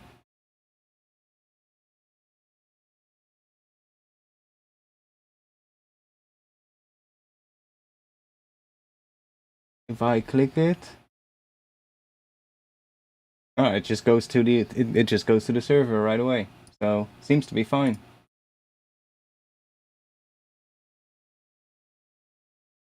I mean, I can make you a special one. Link expires in 7 days.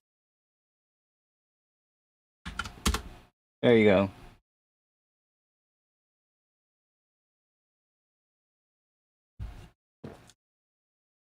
That one should work.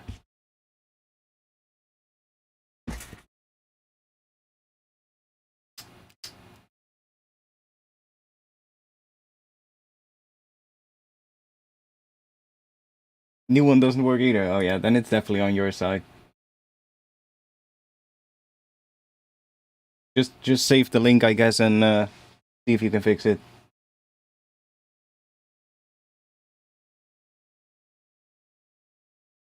Because the one that the Streamlabs bot posted, that one should always work because it never expires.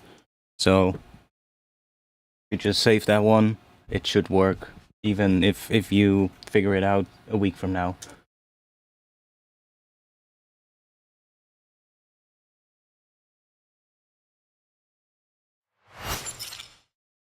Okay, let's see.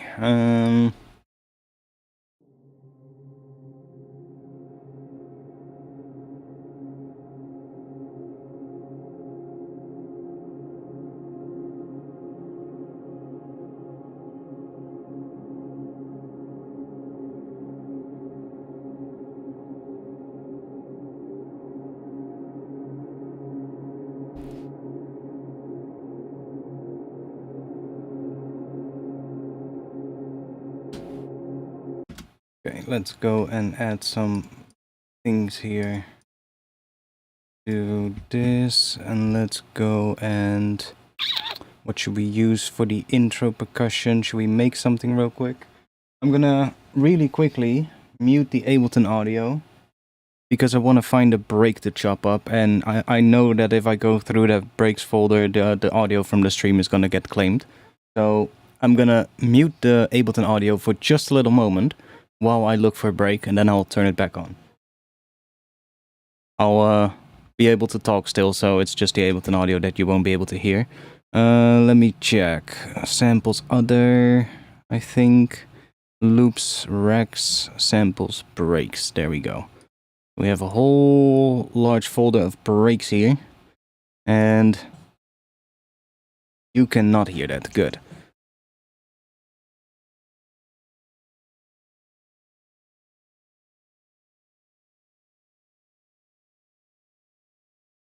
Just seeing if I can find one that is nice to chop up for like some intro percussion or something.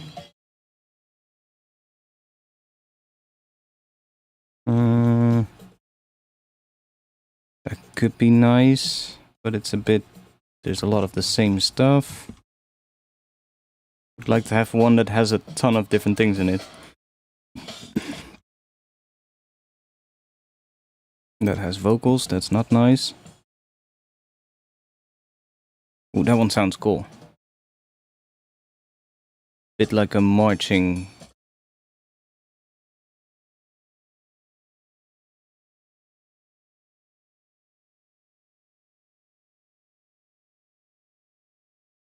I think we can chop this one up. Are the markers in there? Yes, they are in there. Okay, good. Let's unmute that. We're just gonna slice that to MIDI and there we go.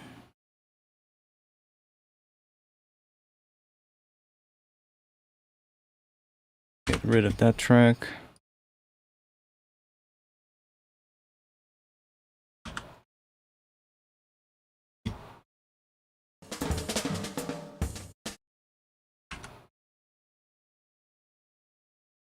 Not sure if this is the right timing, but we're gonna probably change it anyway. So, shorter.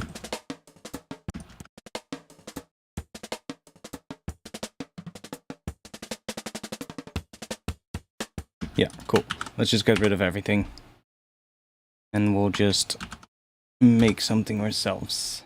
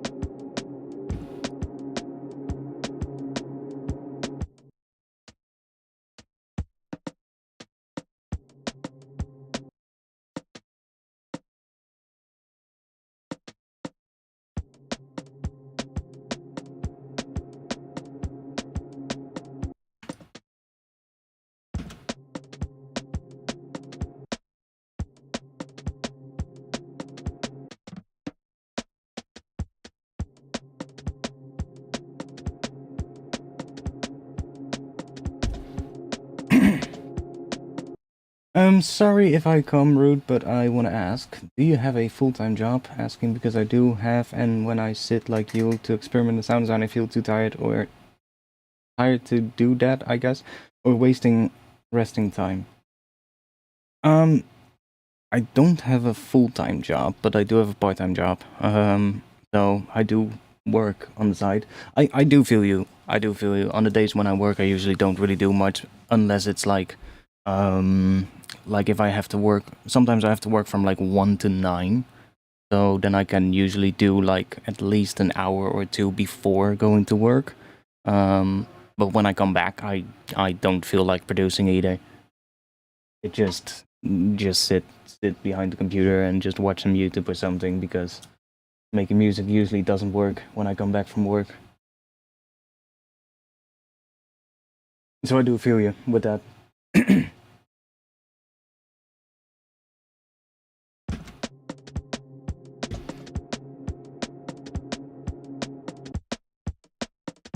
Make this one more interesting. Let's see if we can.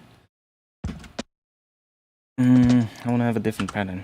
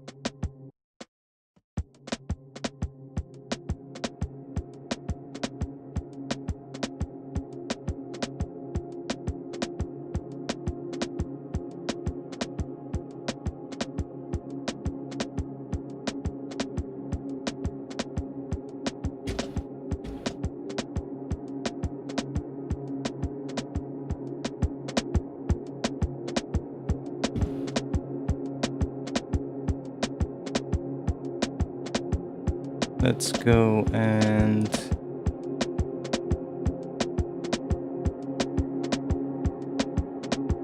add that. Let's add an envelope follower. Let's map that to here and then do that on noise.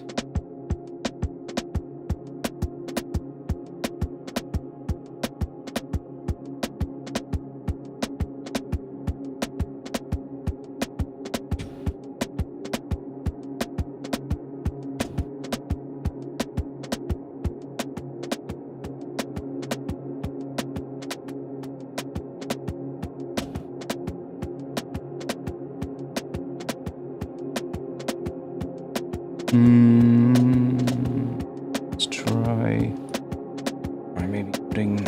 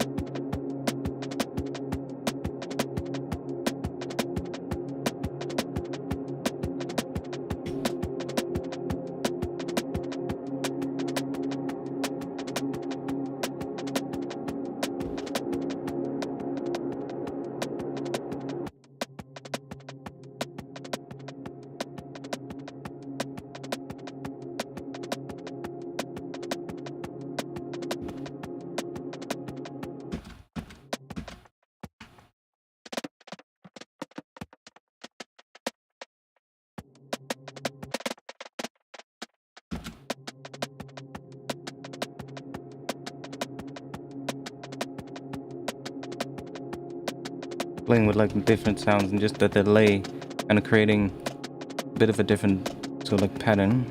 Let's see.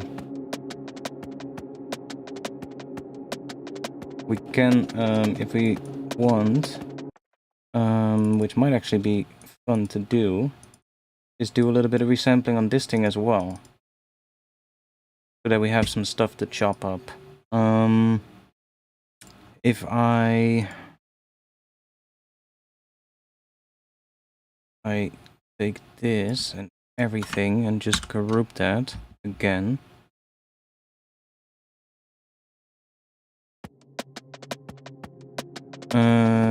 Okay, let's close this all down a bit.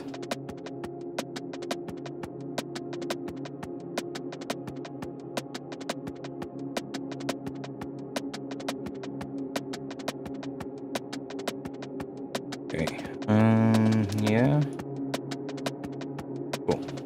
Now let's go to the Max for Life library and let's grab this one and map that to the macros of this rack, not this one, but this one. So now these macros are moving around.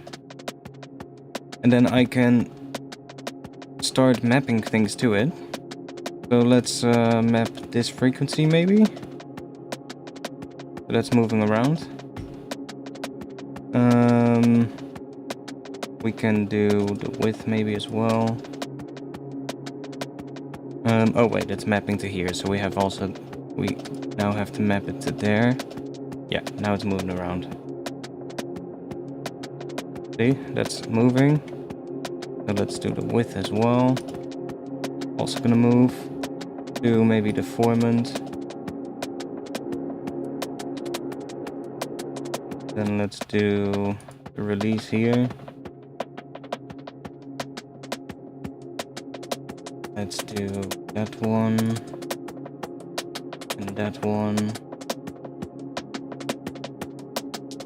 And what else? Let's start messing with the range a bit. Because the format is going up quite a bit. Make it go up to 12.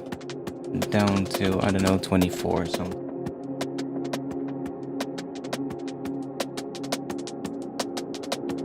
Some nice breaks. Yeah, there's some really good breaks in the drum break vault in the Discord.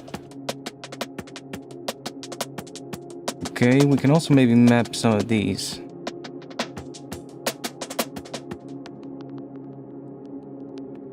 We would get really... Yeah, that's nice. And then just make it go down a little bit less long.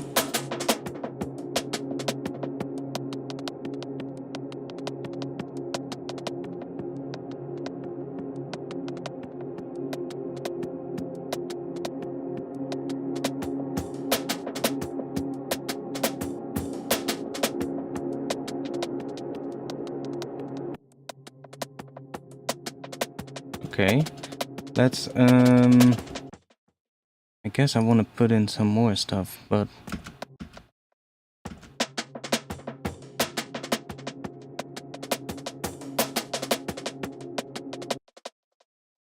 Go in here.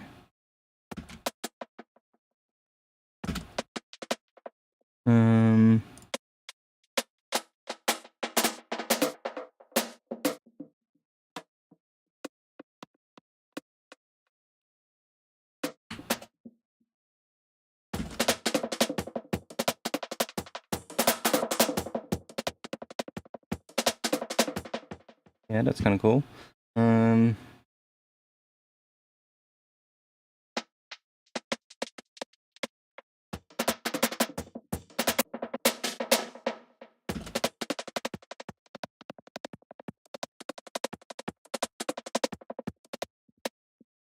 guess that'll work. And then let's just duplicate that. That we have like a bit with like some 16th extra things coming in every now and then. I could even to spice this up even more. Do we want to try that? Let's just try it. If I add a random device in front of here, then I can make it choose a random MIDI note every time, but only give it like maybe a 25% chance. So that 25% of the MIDI notes are going to be different than what I actually put in here. And because it's drums, every one of those MIDI notes has like a, has like a different drum sound, so it doesn't matter what pitch it is. I can just set a range here, And then every time if I play it now, we're going to have sometimes moments where the sound is going to be different.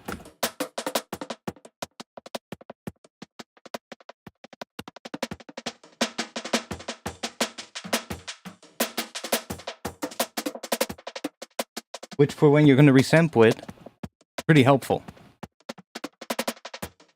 Because you're going to get variations on the rhythm. And we can even set this range to be bigger. Let's do 24 and then do bi, so it goes both directions.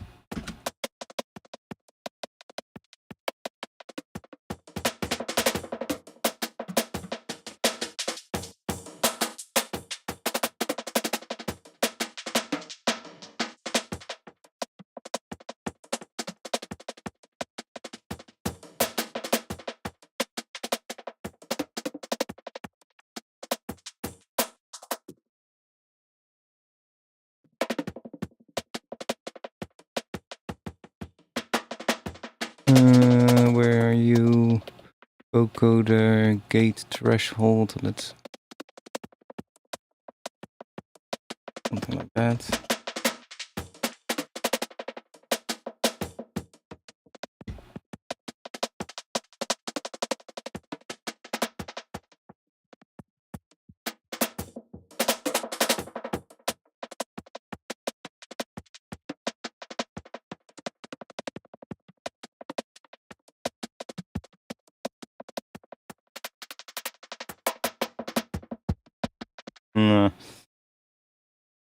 Was better without that.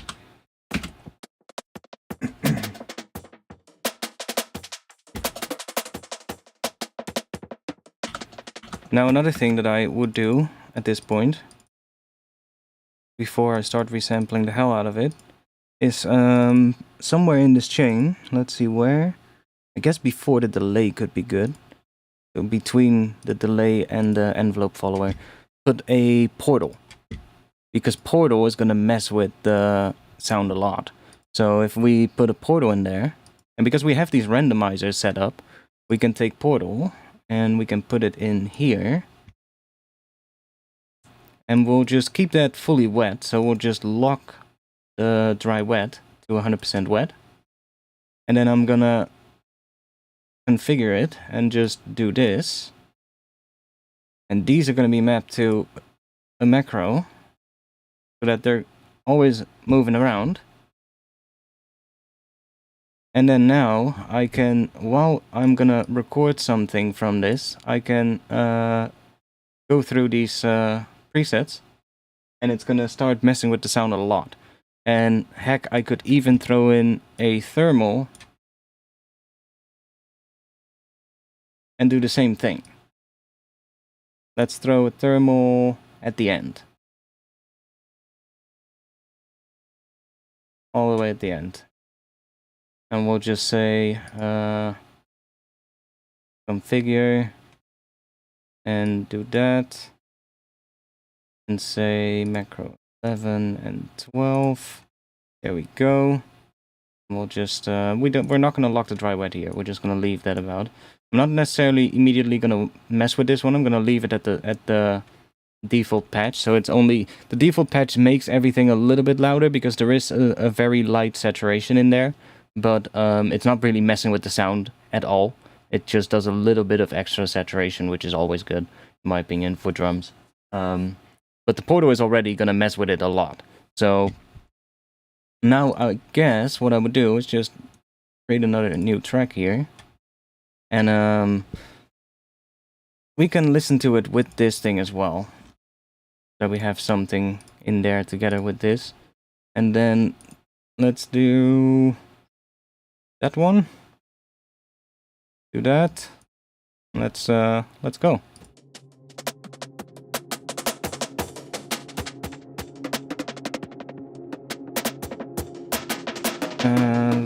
go into portal.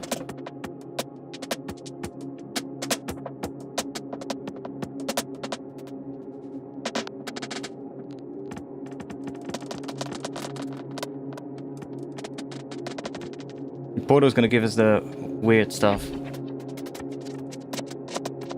And if I want to make sure that the the dry ones are still there, I can always group the portal and make another chain.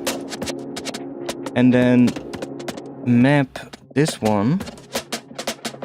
Let's set this to 50 and then 0. And then let's put the utility on the portal track. And we're gonna map it to the gain. So that every time the dry one hits, the portal goes down. And then we can mess with it a bit if we want. We can maybe even... let's go in here and let's do...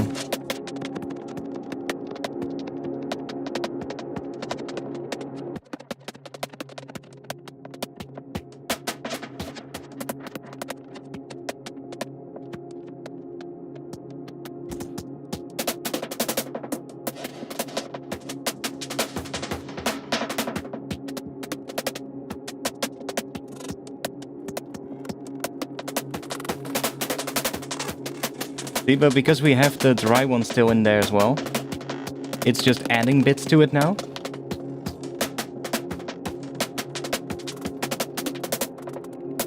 And I don't have to do anything, it's just moving around randomly. Because of that Max for Life device called Device Randomizer. Which is part of the, if you want to get this one, it's inside of the Max for Life Essentials pack on the Ableton website.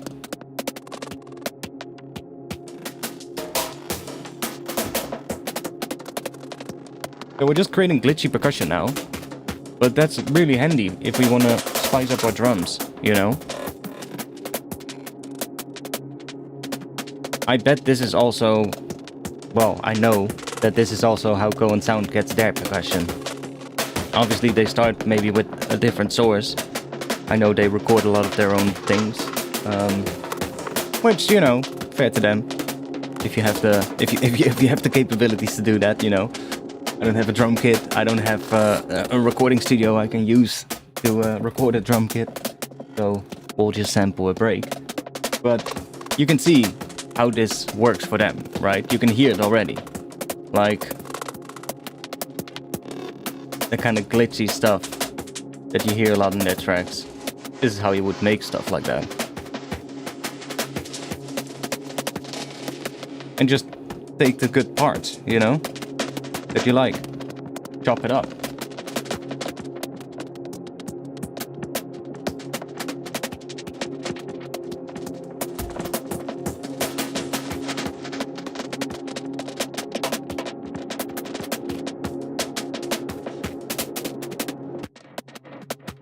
Okay, let's go into my favorites folder because there we're gonna get the really weird ones, the ones that I like.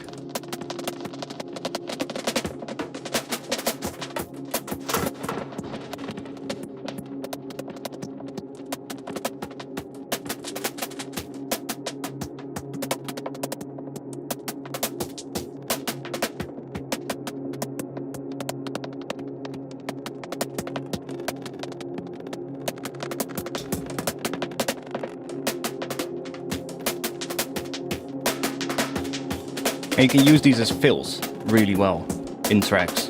Like if you need like a little drum fill at the end of a section in like in your drop, these files are great for that. Because it's basically just drum fill stuff, right? I made a similar one earlier with like a chopped up amen break. I just used the amen break, just chopped it up with MIDI, with slice to MIDI. And then just made like a randomized amen break percussion thing. This one sounds nice, the digital tape toys. Because it's reversed. So adds like reversed sort of like bits in between, which is nice. Should we bring the thermal in now? Let's go and bring the thermal in as well.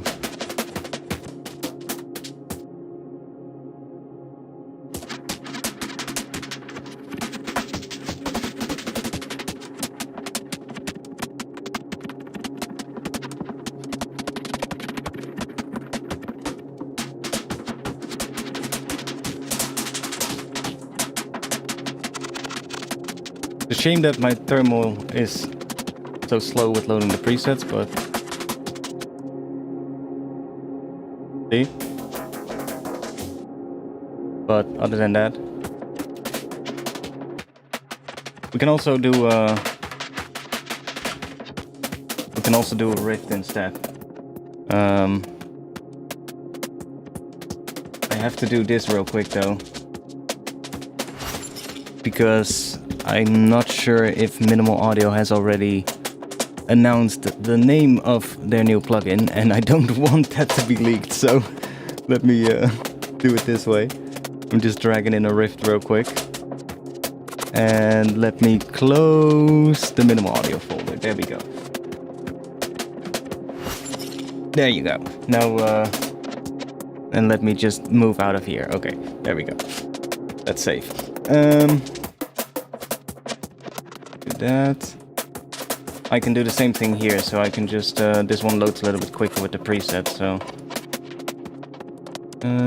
Macro 1. Map U to something, and macro 2. There we go, so these are moving around. And I can just literally just say...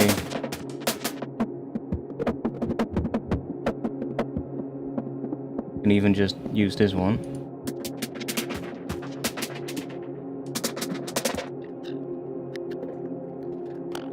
Get like really weird things.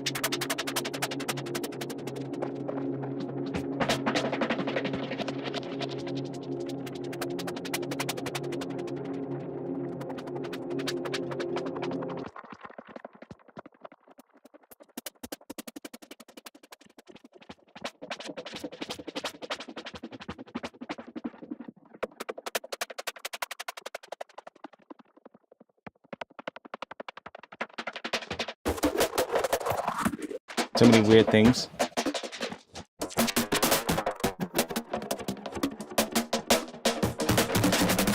Oh, this one. Let's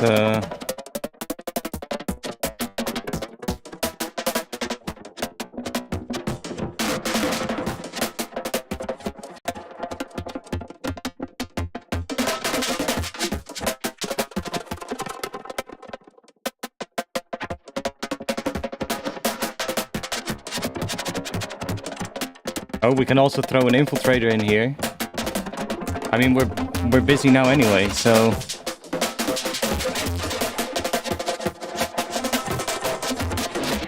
it's getting weird. Infiltrator. Where are we gonna put it?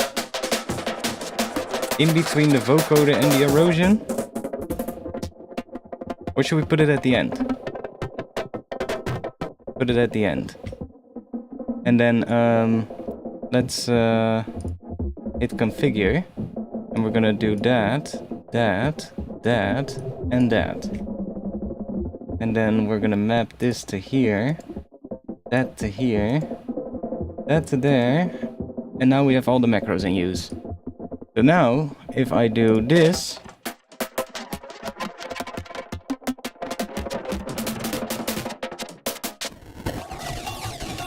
it's getting crazy.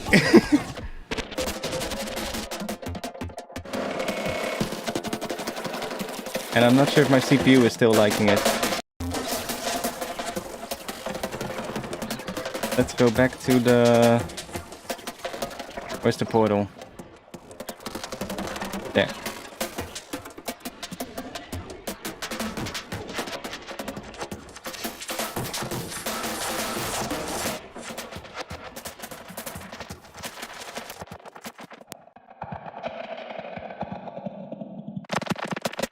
Ooh.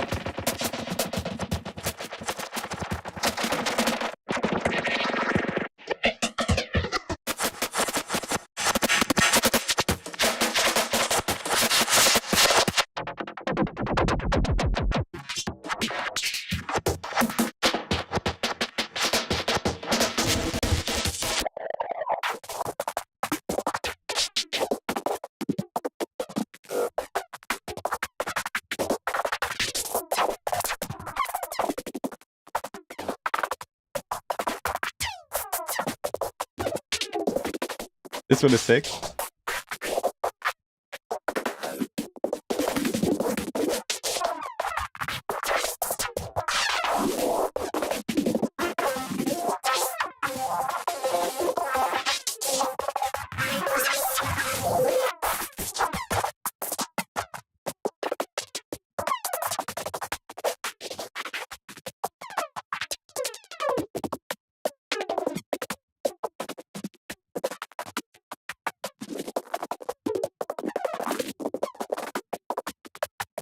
So weird, but I love it because you get all these weird percussion things.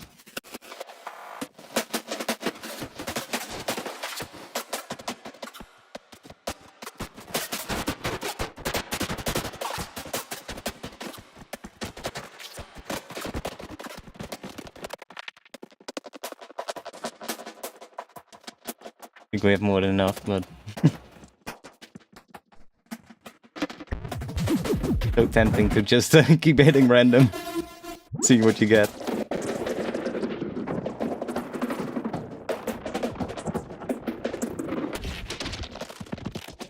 Whoa. Ooh, that's crunchy.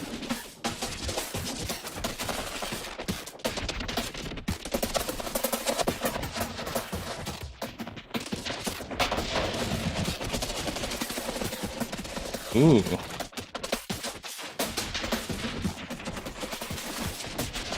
What if I add a limiter here and then add a, or maybe not a limiter, maybe add a saturator at the end, and then let's add a multiband dynamics in front of it. Let's see if I take this and put it on gate.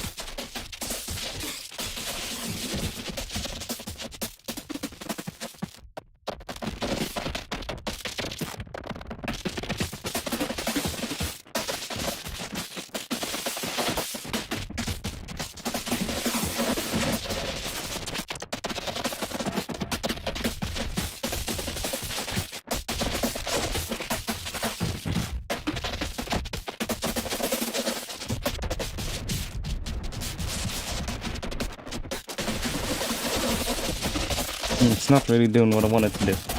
Let's see, maybe I need to do a different multiband dynamics first. Let's see. Let's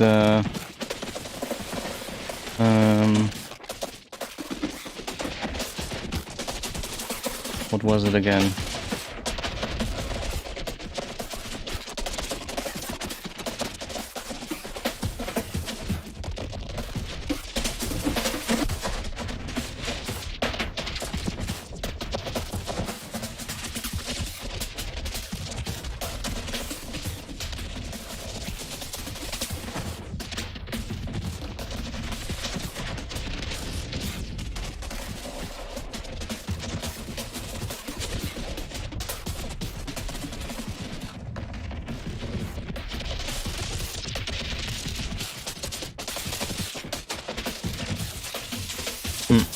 And then I have a preset called that.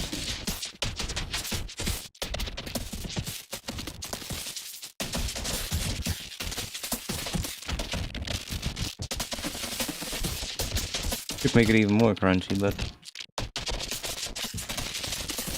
what is making it that crunchy sound? Is that the infiltrator? Or is it something else?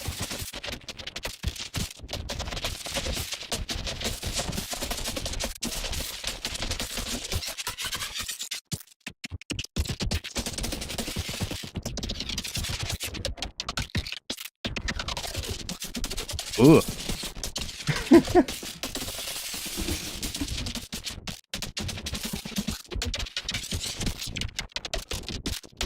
There's some sick percussion in here. Some are really distorted, but that's fine. We can always make them tighter again later, you know?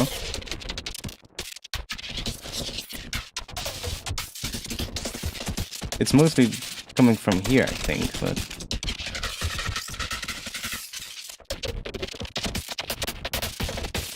Oh no. It's the portal then, or not. I'm not even sure what is creating that sound, but sounds cool. This is more than enough. More than enough. Way too much. Oh well. You never have too much.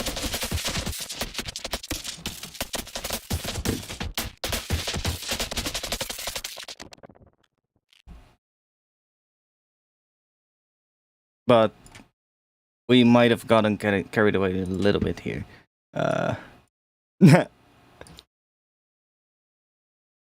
70 minutes. Oh, only 70 minutes. Oh. Oops. Hey, that's fine.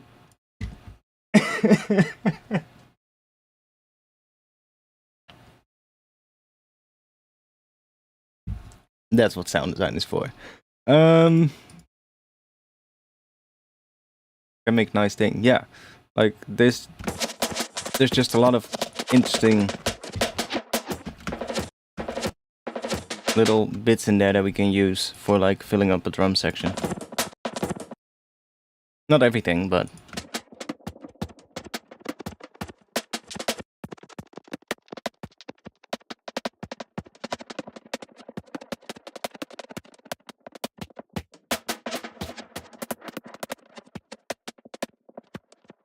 like even sort of like a section like that, if you just loop this, for instance, that could be an intro percussion thing, for instance. Or you can just search for something. Now I have just one bar looped, and I can just go through and just be like, look for like an intro percussion thing, for instance.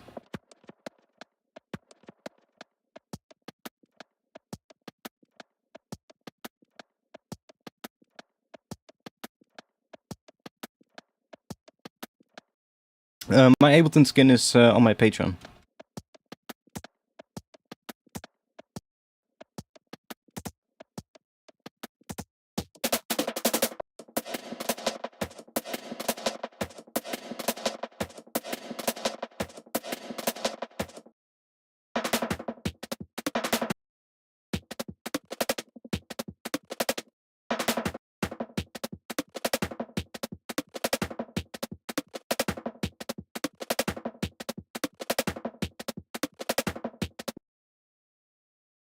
Like you can just find bits and pieces that you like.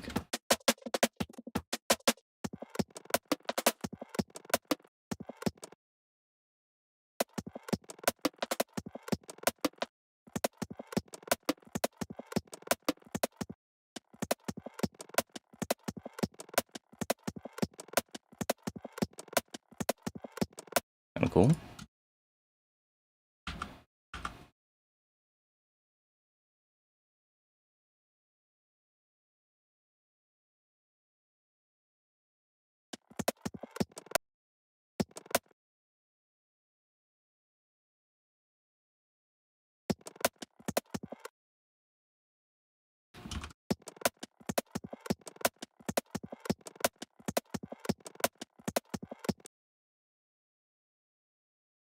I'm gonna bounce the entire file after the stream, so don't worry. And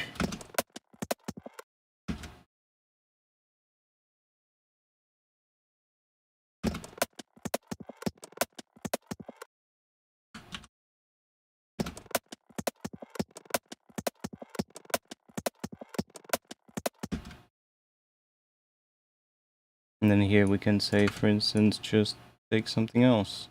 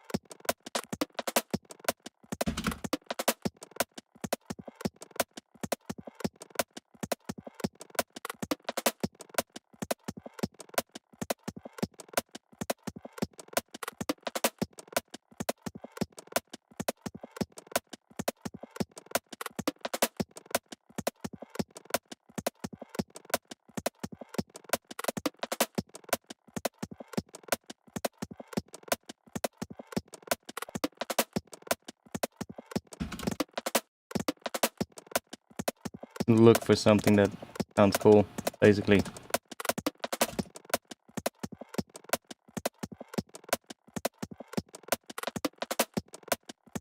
And you would probably have to do this in context with the rest of the intro, but we don't have much yet, so just seeing if I can find something that I like.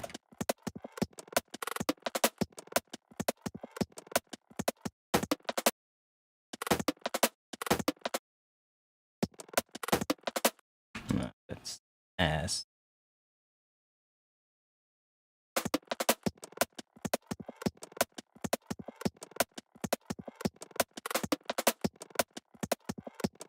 Let's maybe take that one.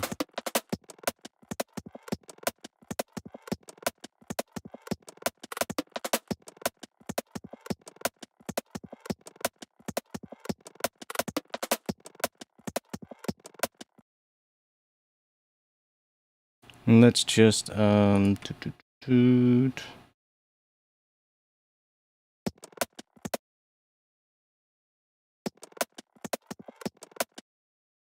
let's just get rid of this one.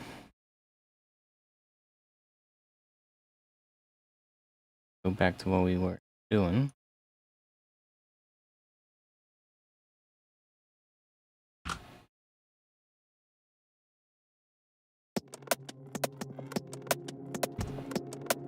I'm probably gonna have something a lot more as far as in that section. This is probably gonna be good for later. I am gonna keep this though, so I'm just gonna move this somewhere around here. That for now. Like all of these are still here anyway, right? We still have the entire file there, so don't really have to save it in there as the entire file. Same for this thing. I can drag one of these pieces out and I have the entire thing again. So let's just do this. And let's just find a little section that I like.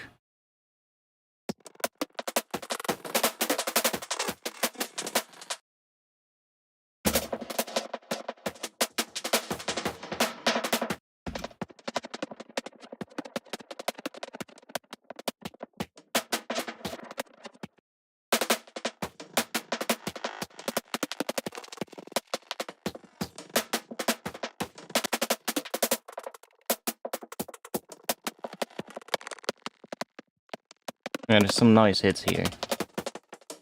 So let's slice this to a new MIDI track. Or do we wanna...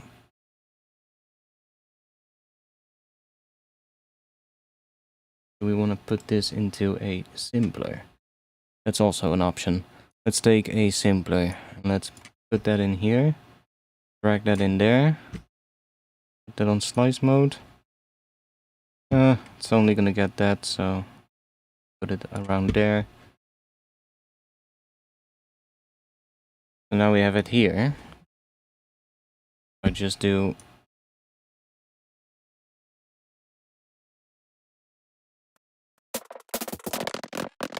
We have a bunch of things.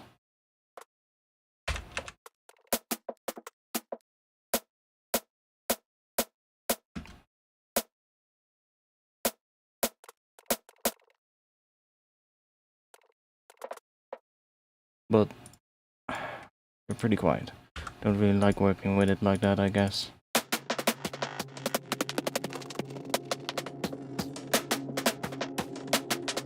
Looking for something that's a bit lighter. Around here, maybe?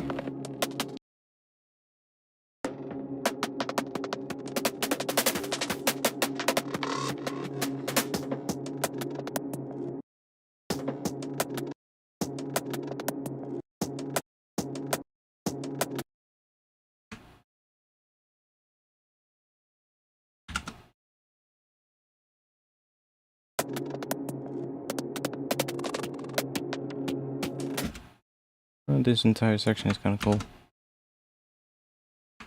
Let's grab that. And let's see what we have here. So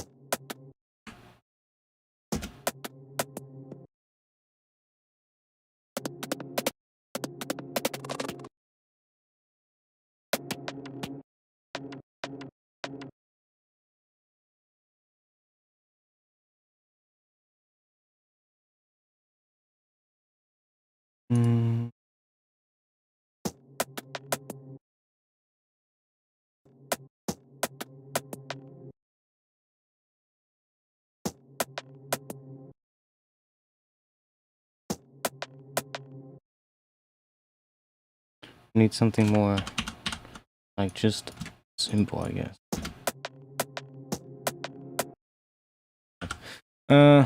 What else can we do here instead? I can just add the head. Add the head. Just delete these. Just put that one on here, maybe. Sure, let's have that one. And then we'll use... Oh, wait. Fuck. Undo. Undo, undo, undo, undo, undo.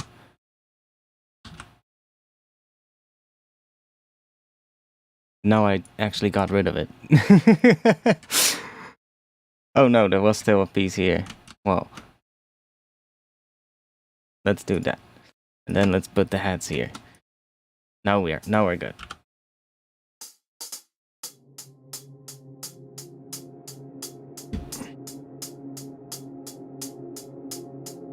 I want to build a bit of an intro.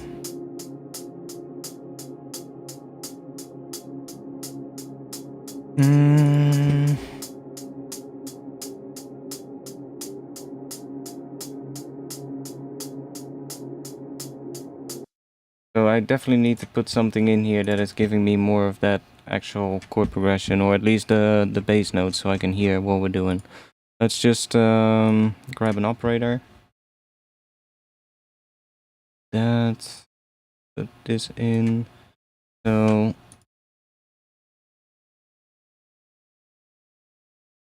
grab that.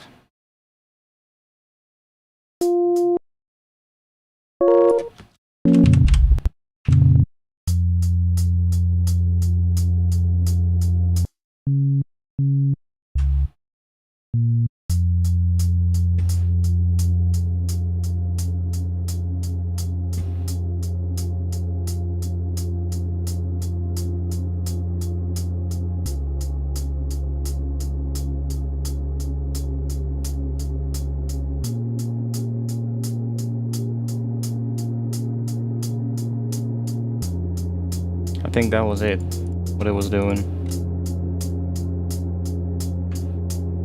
Or did I removed the track. Let me listen real closely. How fast is it changing?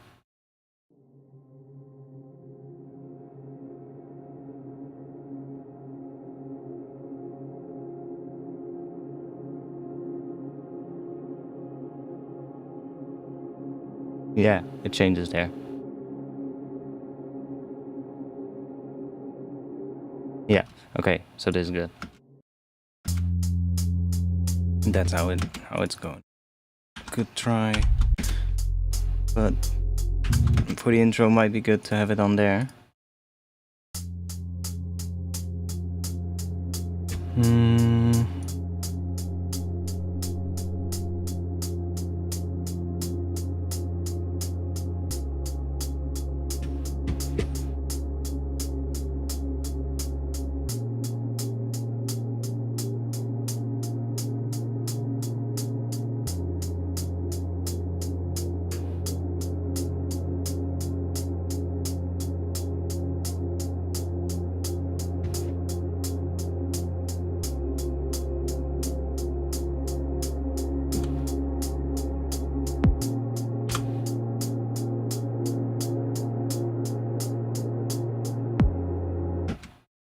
Okay, heads can continue still.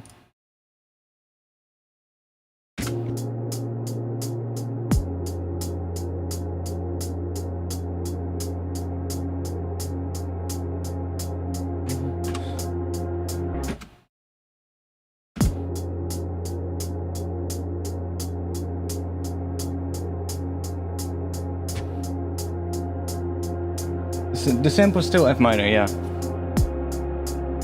Ooh, I like this here. How it opens up.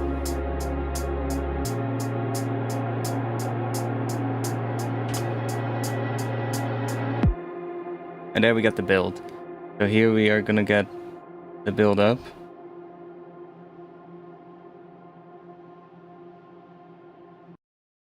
Now the intro, I think we could maybe go quite cinematic with that. Now I don't want to start with this bass though. So maybe that comes in here. Then we might also not start with the hat, but have that come in there. Together with that bass.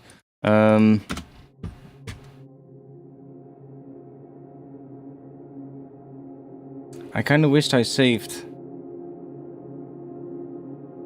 this thing, but I didn't. Let's see.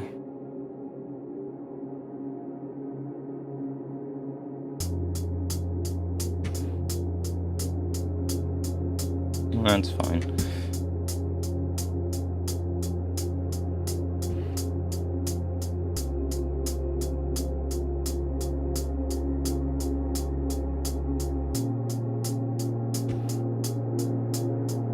Yes. We're gonna put in the contact. And open up some kind of string thing. Or brass. Let's do French horns.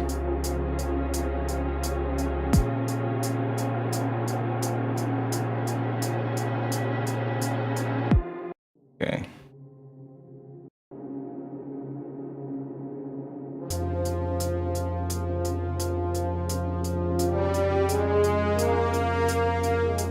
It has the velocity sensitivity. Let's just turn that off. And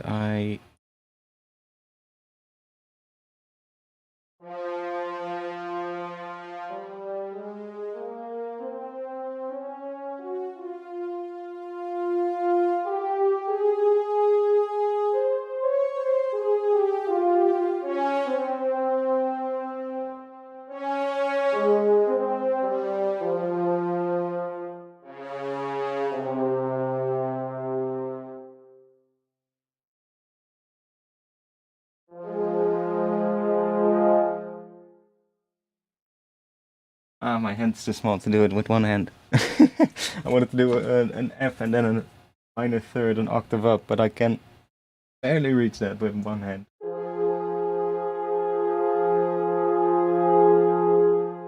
Don't have the biggest hands. See, we can just figure something out that works on top of this thing.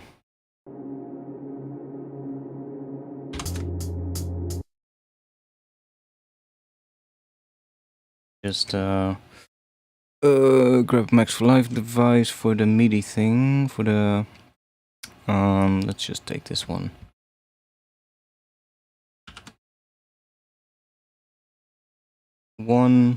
That to a macro, and we'll just call that mod wheel. We have the mod wheel here, and I can just bring that up a bit so that we can hear what we're doing.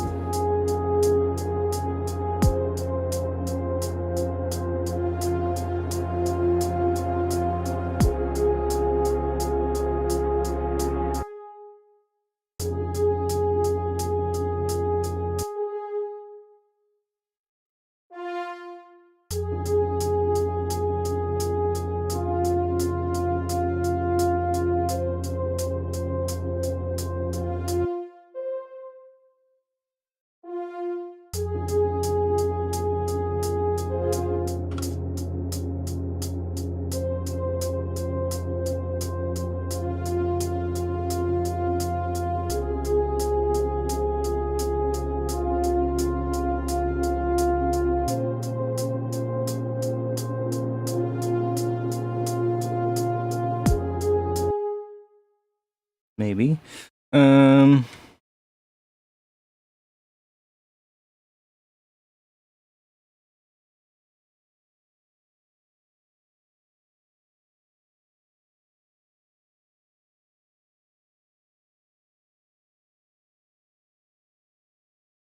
Grab that.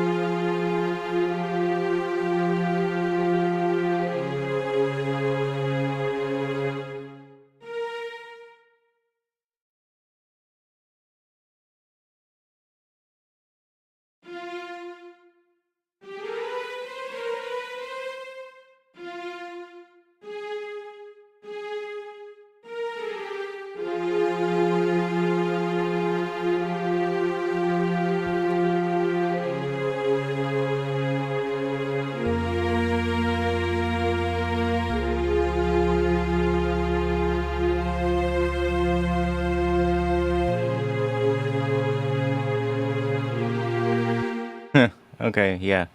This wants to be quicker. We want to go... But then it's not the same speed as the underlying pad.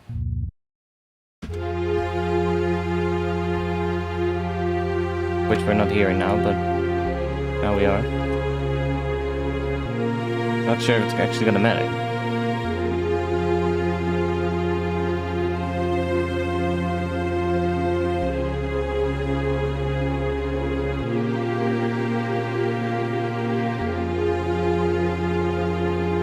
Still sounds good.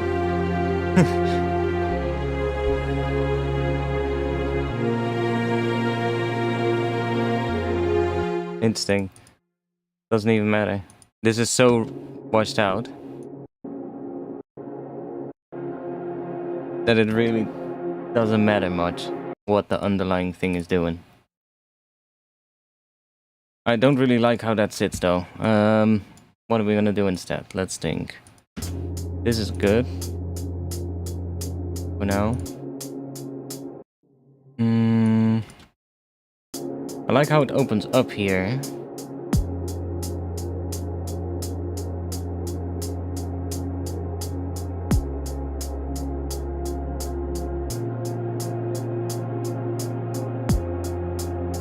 It is now not the same speed as that thing. But does it really matter?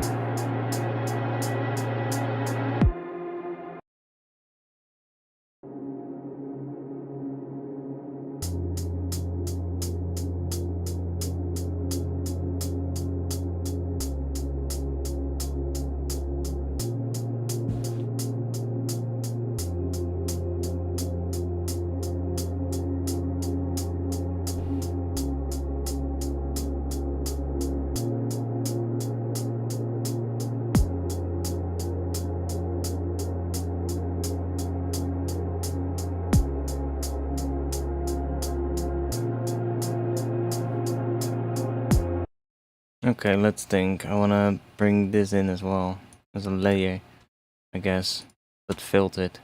So let's bring you in. Just, I guess, copy this.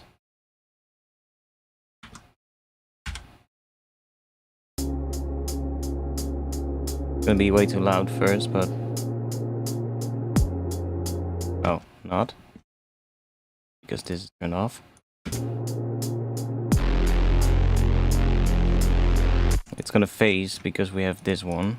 So we can turn that one off here.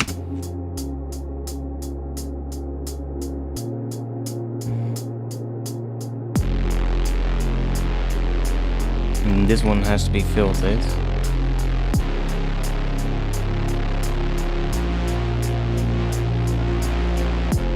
What was that thing that happened here?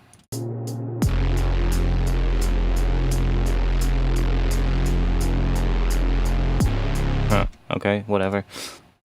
Some weird modulation or something. Let's just put this here. Oh wait, we have a low pass here.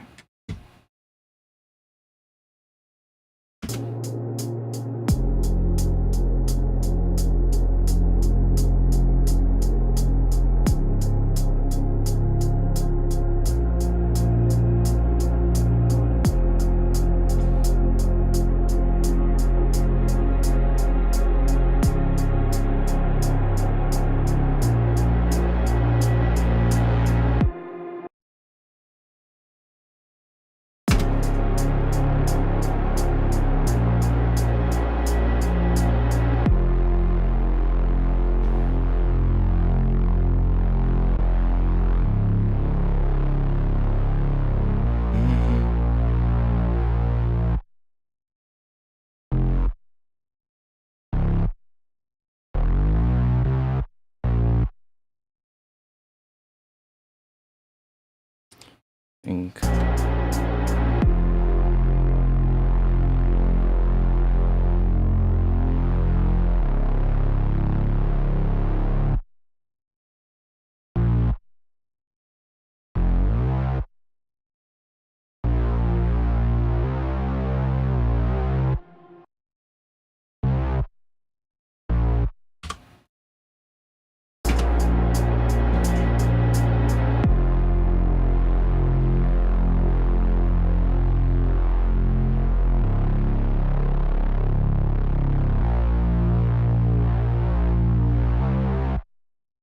No, we're not gonna do that. Then maybe we'll just cut it out completely.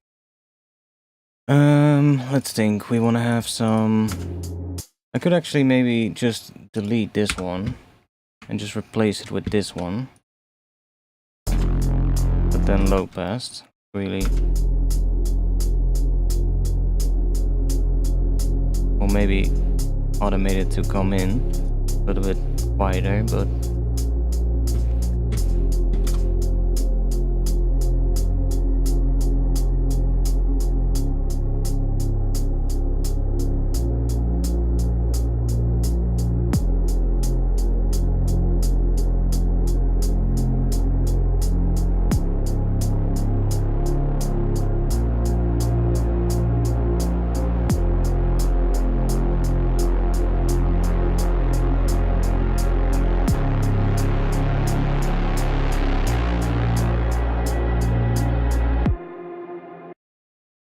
Okay, that's good.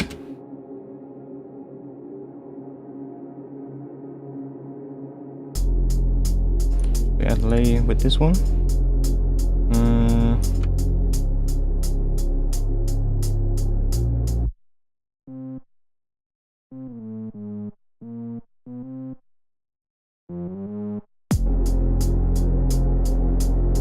You're not really gonna hear much of that, I think.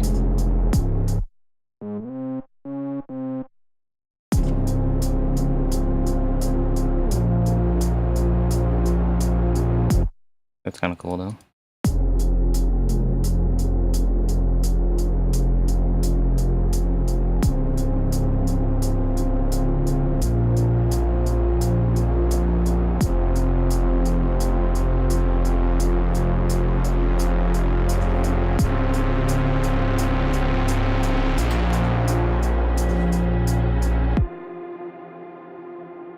Okay, we want to have some more drum stuff coming in now, I guess.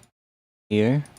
So I'm thinking we're gonna have some stuff happening here. Some like really, I don't know, some more interesting things. The orchestral stuff doesn't really work, so let's just say goodbye to that. What was this again? Whatever. Goodbye. Okay, so now we're back to this. The pad is alright. We can use that maybe. That is good. That bass that builds up. I kind of want to have let's think, some drums together with this probably. Like filtered percussion, filtered drums coming in. Could try maybe putting this thing in.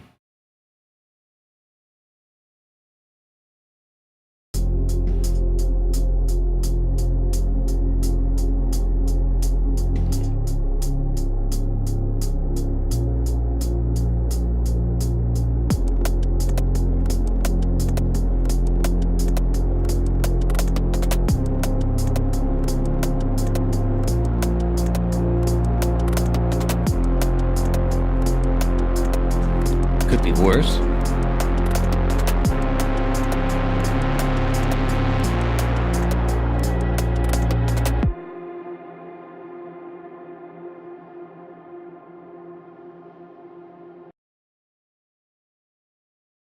Yeah, let's grab. Do we have some kind of a riser?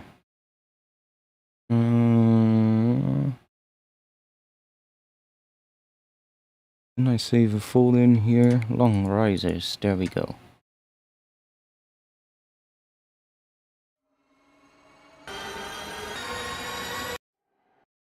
Sure. Just grab the first one. That. Then let's set that to texture mode or something. So it's a bit more random and it sounds a bit more like cleaner as opposed to when we use the complex mode.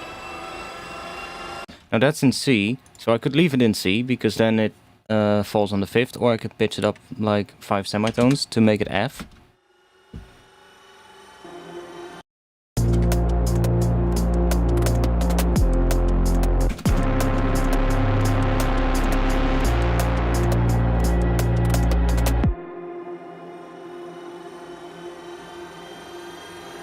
Okay.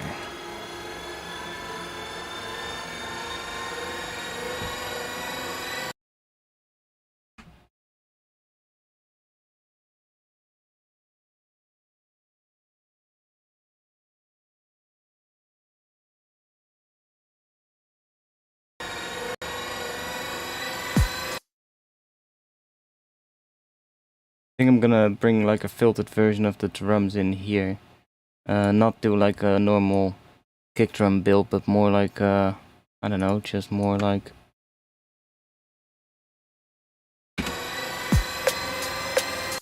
Already bring like the drums in, but then like obviously filter them.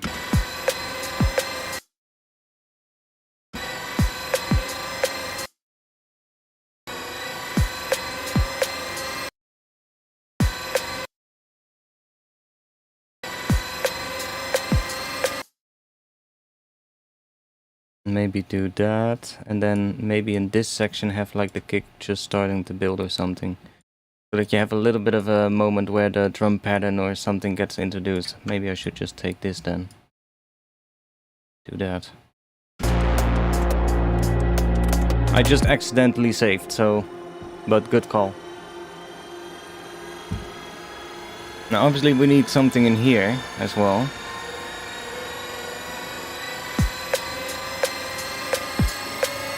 It was loud. We could even just extend it a little more.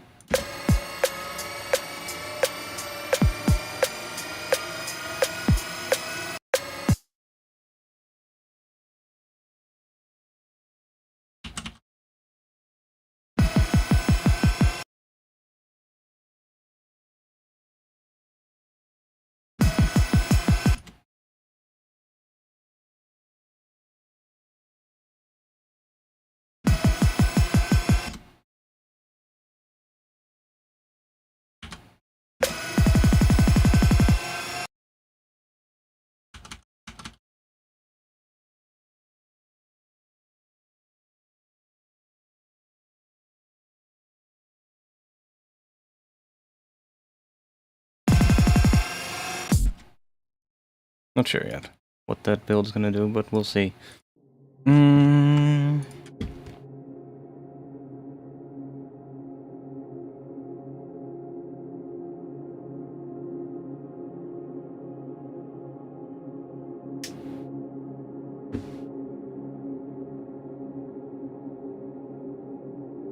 Yeah, we need something in here, but whatever. We'll see. Oh yeah, that bass is a bit loud maybe at the start.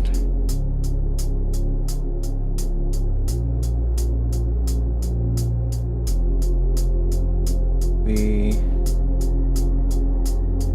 do a little...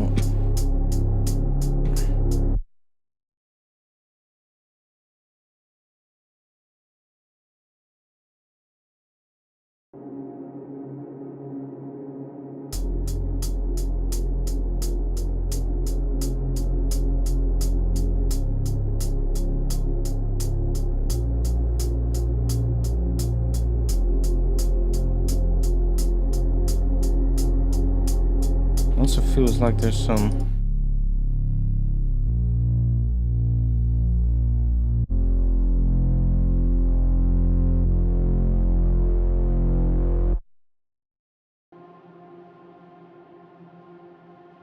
Oh wait, maybe no. Some frequencies in this one are cancelling with that bass.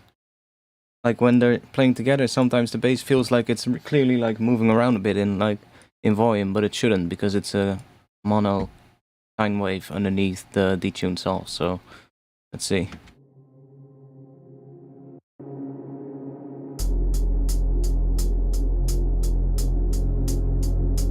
Yeah, that's better.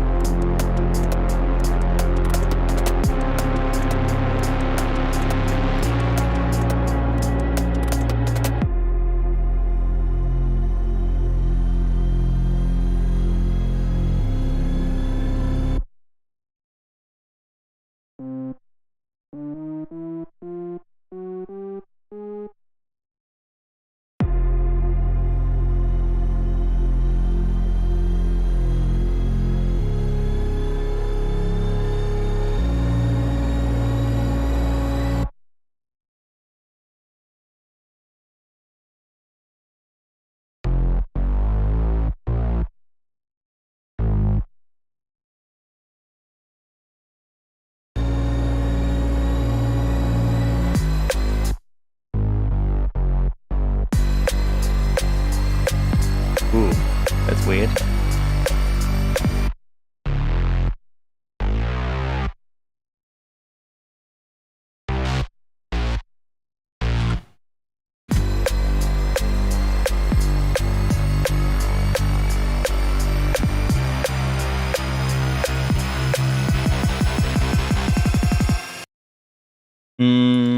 Not sure what the chord progressions were like has to do towards the end of the build, but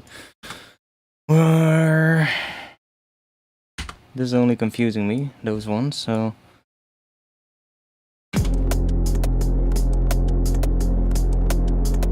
that's the thing now.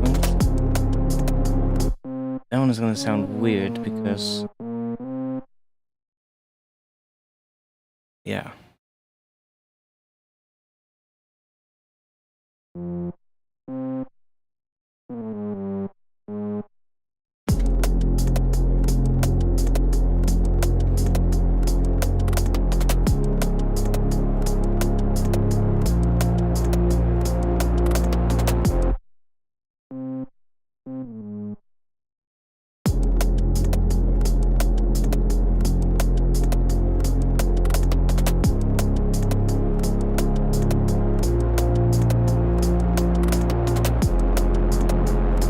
see, because the minor third, that one is gonna sound bad with that bass layer because they're distorted together. So, but if I put it up, it still sounds.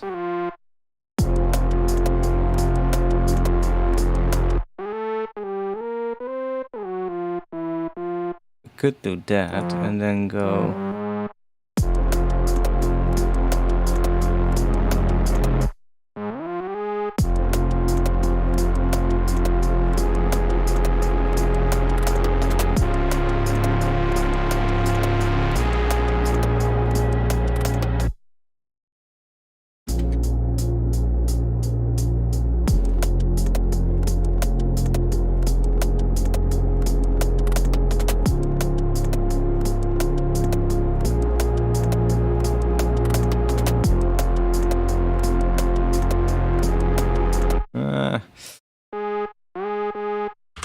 What else could we do in here?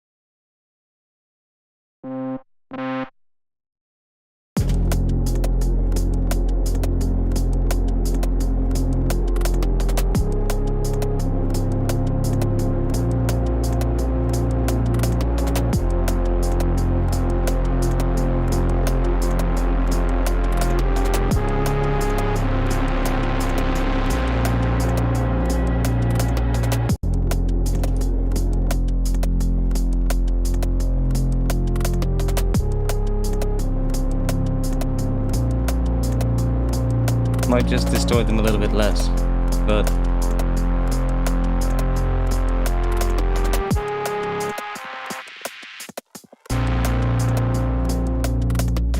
and it would also matter if this one is turned up, but then the CPU is gonna go crazy.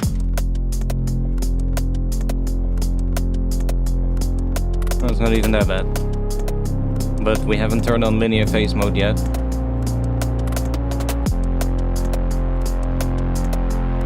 It's still only 40%.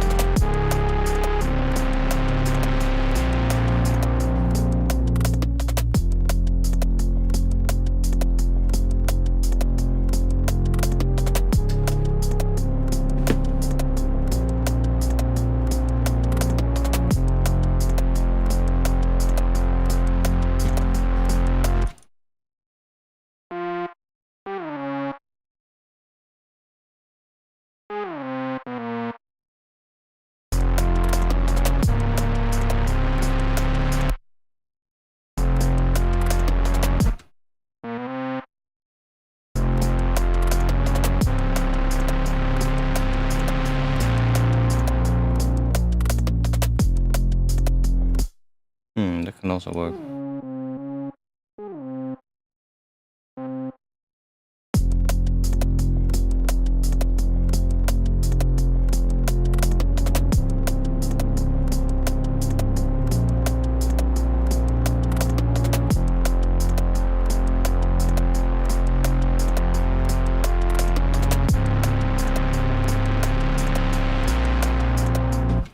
So let's see, where is it? Is it the saturator or the Saturn that is really creating a lot of the distortion? I think it's the Saturn.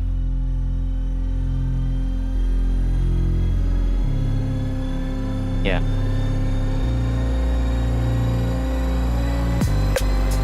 That one sounds weird. Which one is it? Probably this one, but...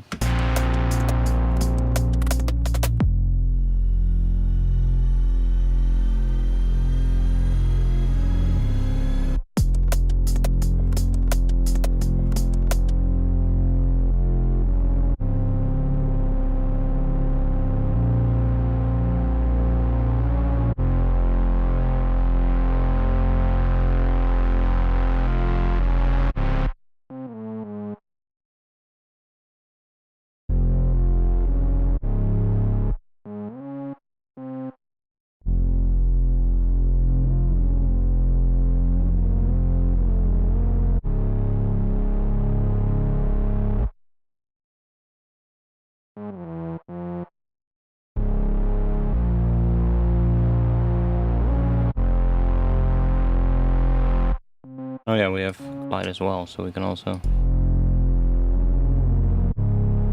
I think, at least.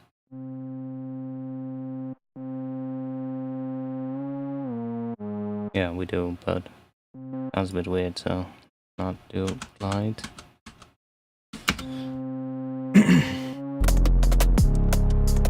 I'm thinking about what kind of...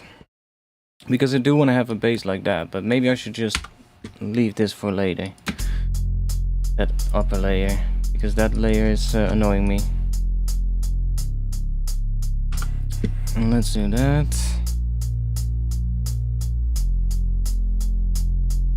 Let's work towards this section and see if we can get some cool stuff.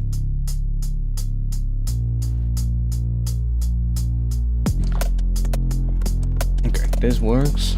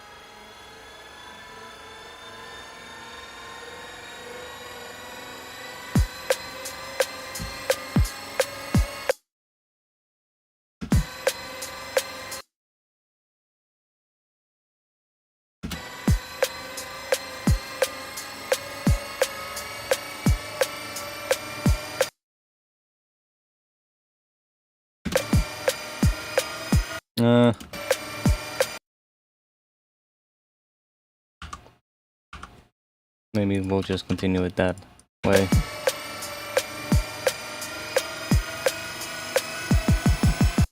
Well, we can do that.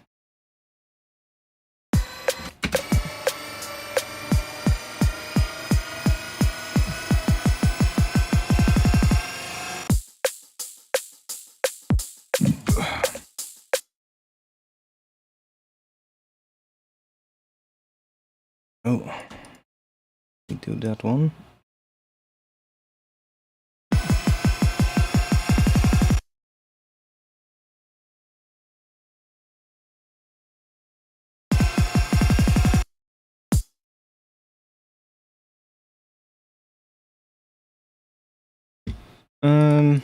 Let's just put you in here. See if we can at least make this one do something. Let's see.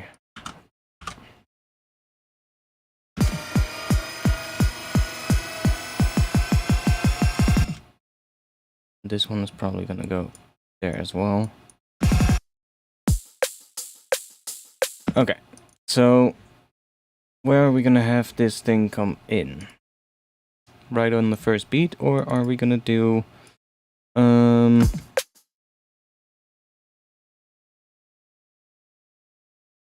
we're gonna mute those so that we just have that.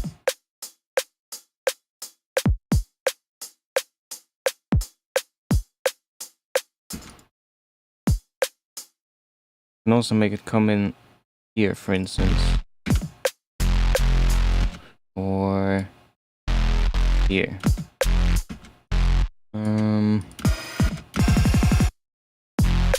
Really depends on what is going to be in front of it, I guess.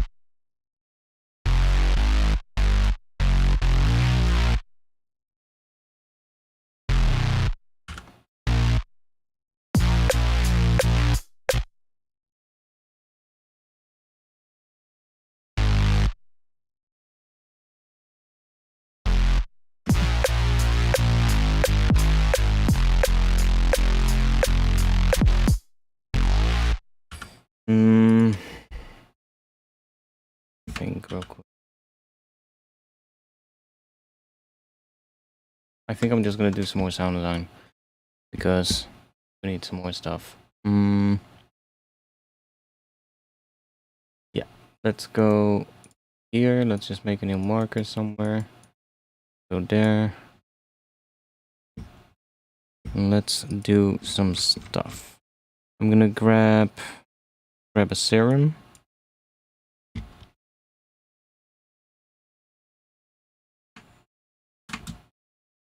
And let's make something in those chords that we had as well. So there'll be something with that.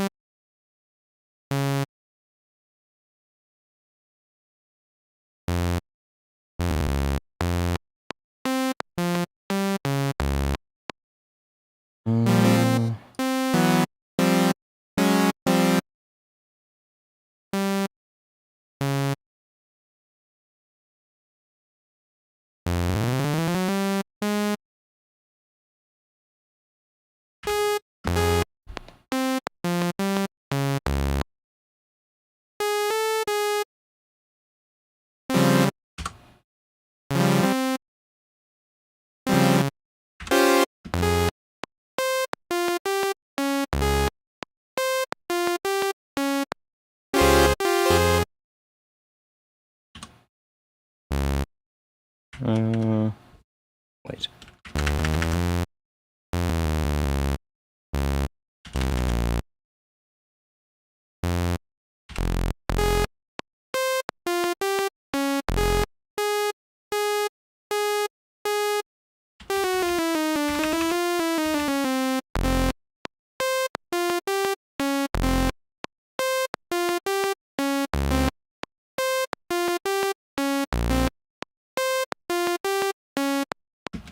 Sure, that could maybe work.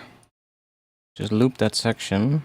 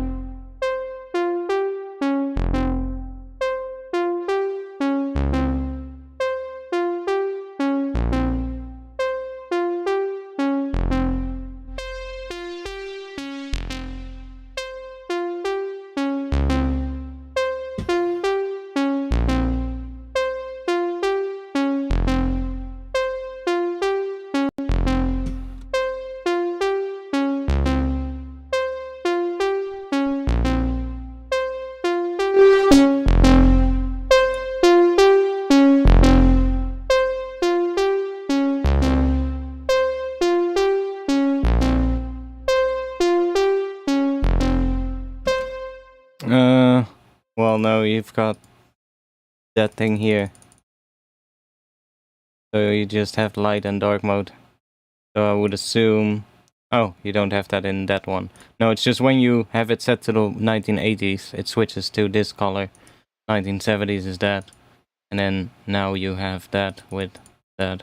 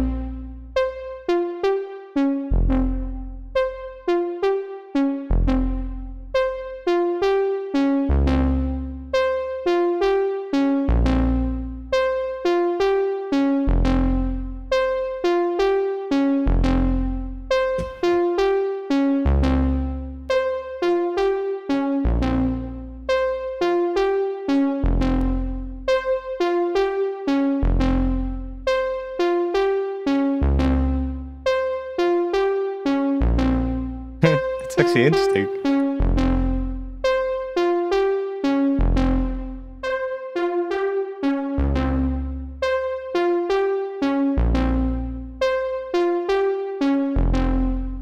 If we do that before the distortion.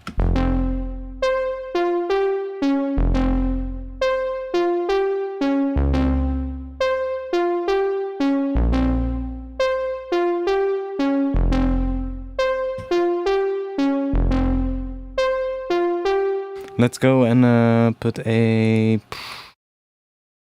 Let's put you in here. I want to see if I can...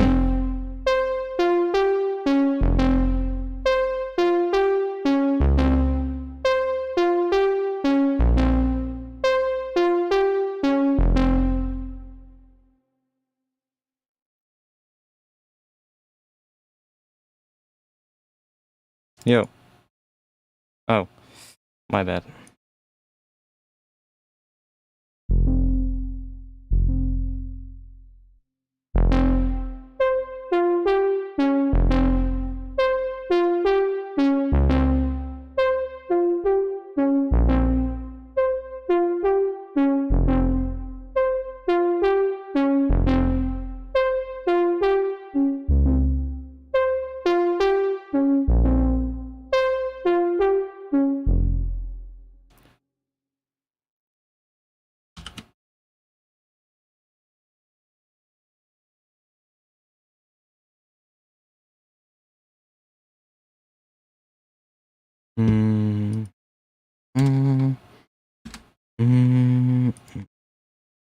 Maybe that.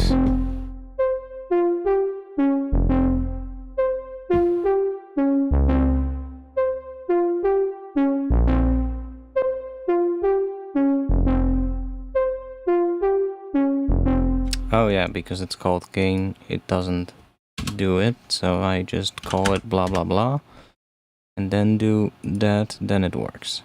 They did that for safety measures, but honestly, we just want to have the gain there as well, so... now I can't rename it? Okay, well, whatever, it doesn't matter. Now that is moving around. Yeah.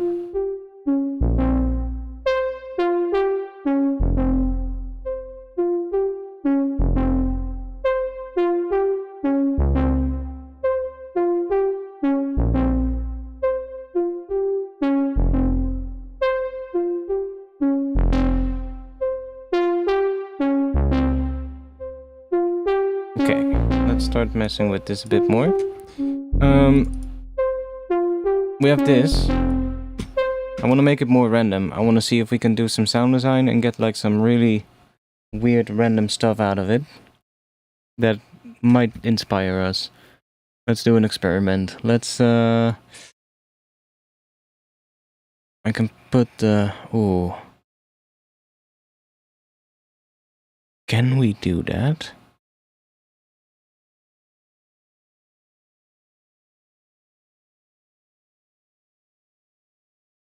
I think we can.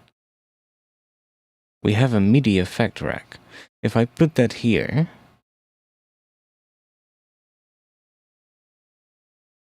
oh fuck yes.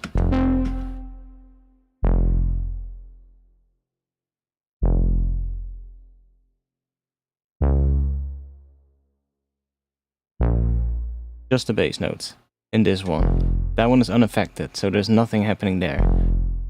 Create another chain. From there to there. That's our higher notes. I want those to be randomized, or at least more randomized. Let's hide that again. And now I can put a random device on here, and it's gonna pick random notes. If we do this.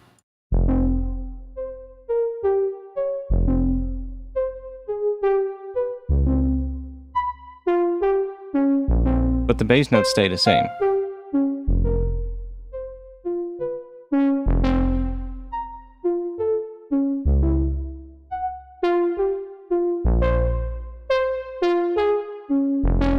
And we're also getting stuff that's out of scale.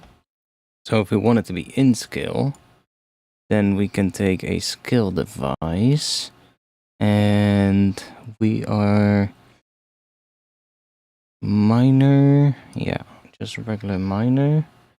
Put that after this one and then put this on F.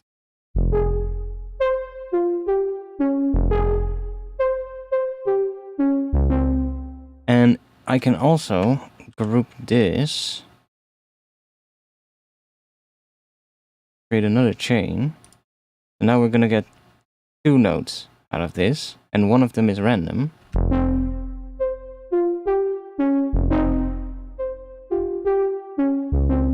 But because this is playing the same octave, let's put U here and do plus 12. Oh, plus 12.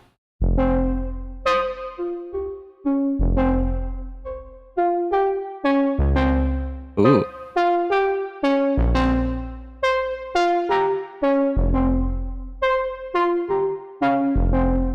Interesting. What if we take a MIDI note echo device and drop that after this, and we're gonna mute that so it's only playing the echo with no feedback, and then 4 maybe?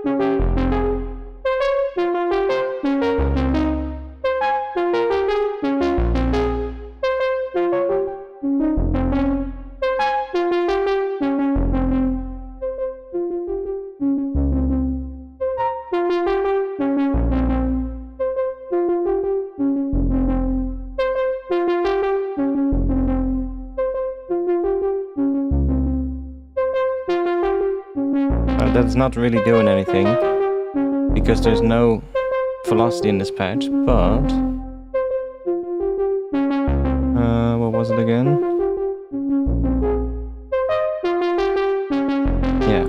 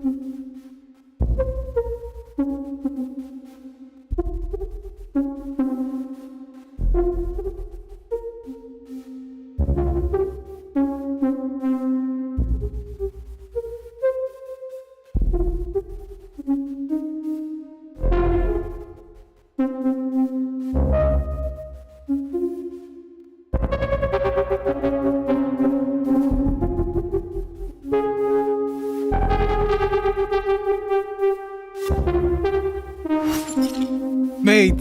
These sounds. I love it.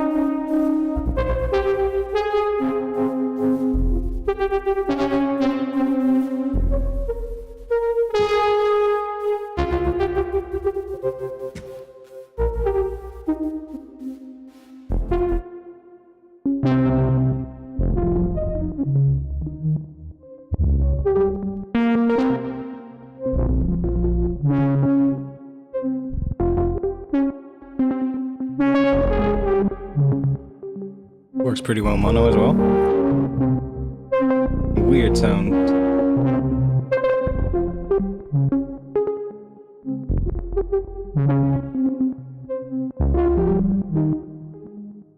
The macros are moving around quite fast. Let's open up the mapping here. Like I have these mappings here, right? So I'm just messing with those. This is the speed of the macros. And this is sort of like some FM that is applied to it. So maybe if I back that down a bit on the depth.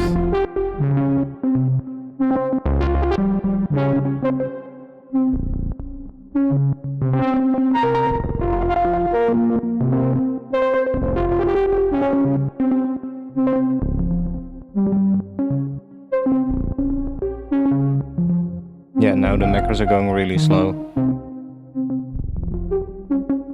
as well.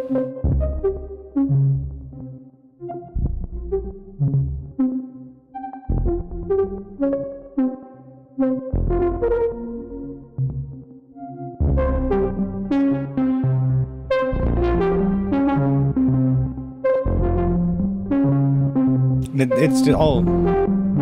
It keeps getting randomized because of this device. If I just have this chain,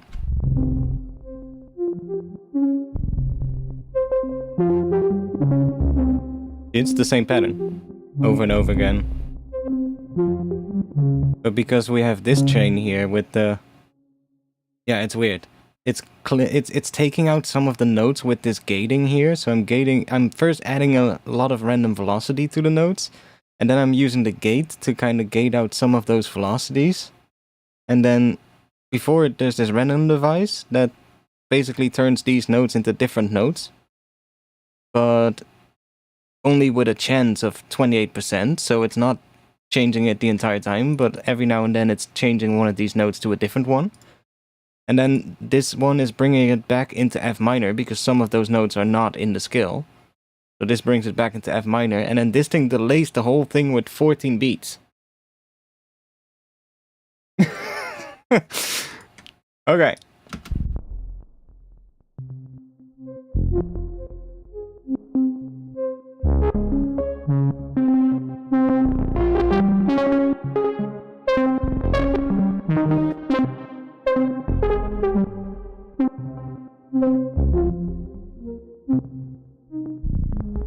If we want to make it more interesting, we can do this and then open up this thing, yeah.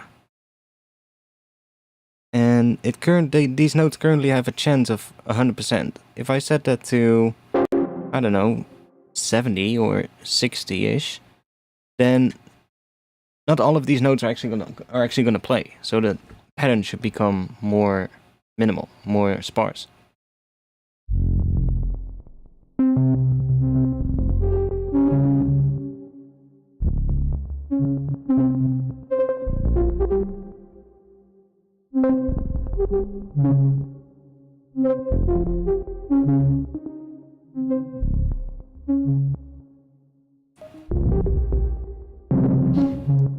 Let's go into the portal.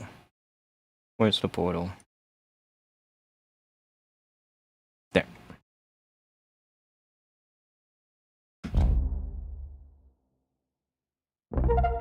We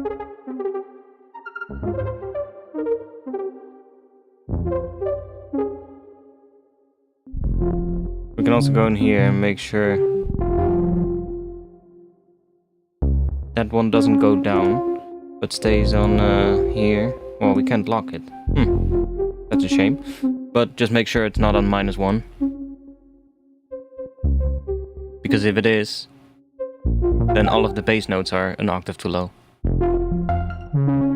Could still use this to add a bit of random to it, but...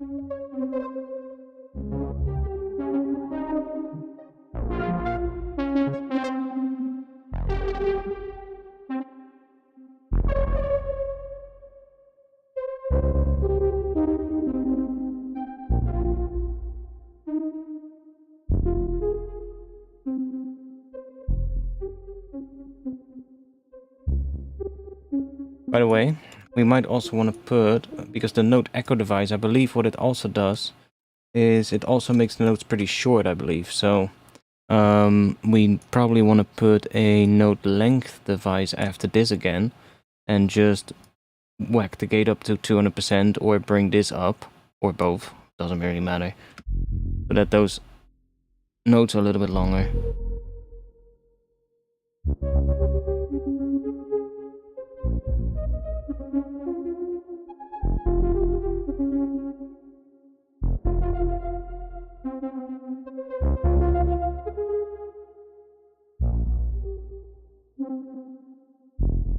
Now, the best part of this is as well that, like, we can also record the MIDI that is coming out of this now. So we have all those weird MIDI devices, right, that are like changing what the MIDI is doing that is going into Serum. So if I just add like a MIDI device or a MIDI track, and I set the input to track 21, and then just record this, and maybe also have like an audio track recording track 21, right? I can arm both of these, and I can play this while I'm messing with the portal, and it's recording all of the MIDI notes on here so that I can later see, when I'm going through the audio as well, what the notes were doing underneath there, if that, you know, makes it easier to fit it into a track, right? You don't have to figure it out yourself because you can actually see it. So, because there's some random notes being created, I can now, for instance, do this. See? And it's recording the notes. Not sure if the note echo is doing something.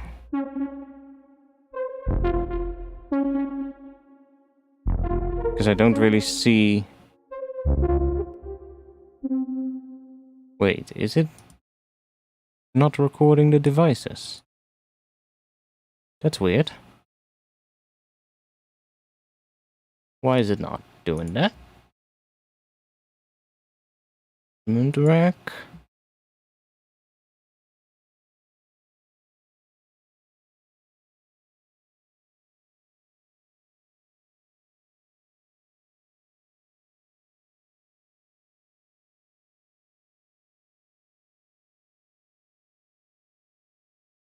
You'll be able to record the MIDI.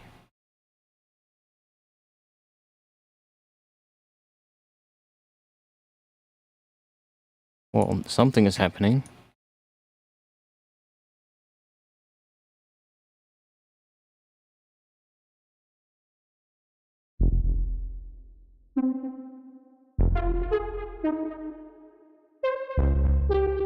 We're not getting the low notes anymore for some reason. Oh, yeah, of course. Ah, I get it. Yeah, it's recording the high notes only now, because I've selected that chain probably. So I want... If I do post effects... on this, can I then record?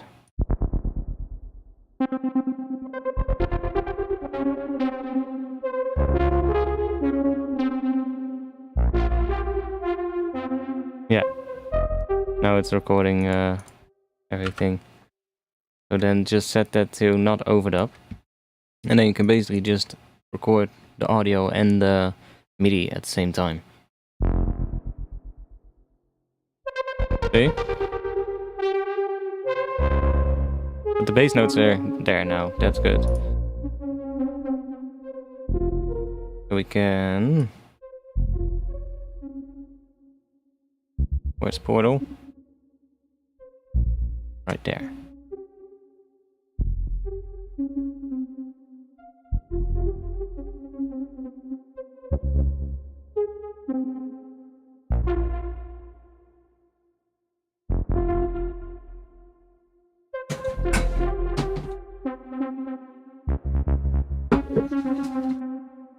I haven't tried Bitwig. I will at some point, I guess, but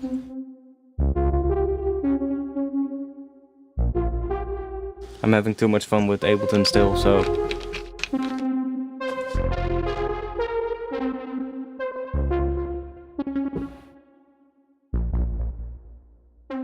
this is a great way to get ideas, by the way, having those random pitch devices, because you're gonna get like melody ideas and shit that made you go, huh, oh wait, that could actually be cool.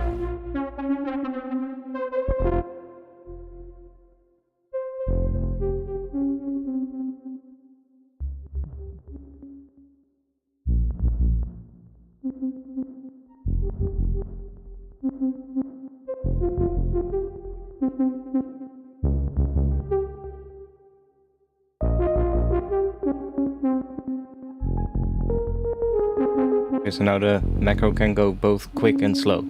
Nice.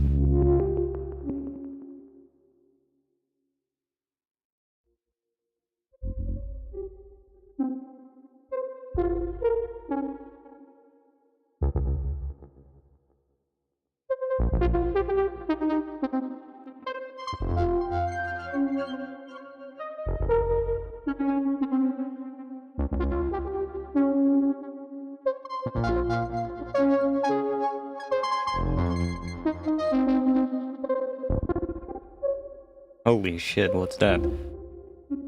Oh, that's the portal. Let's close that down.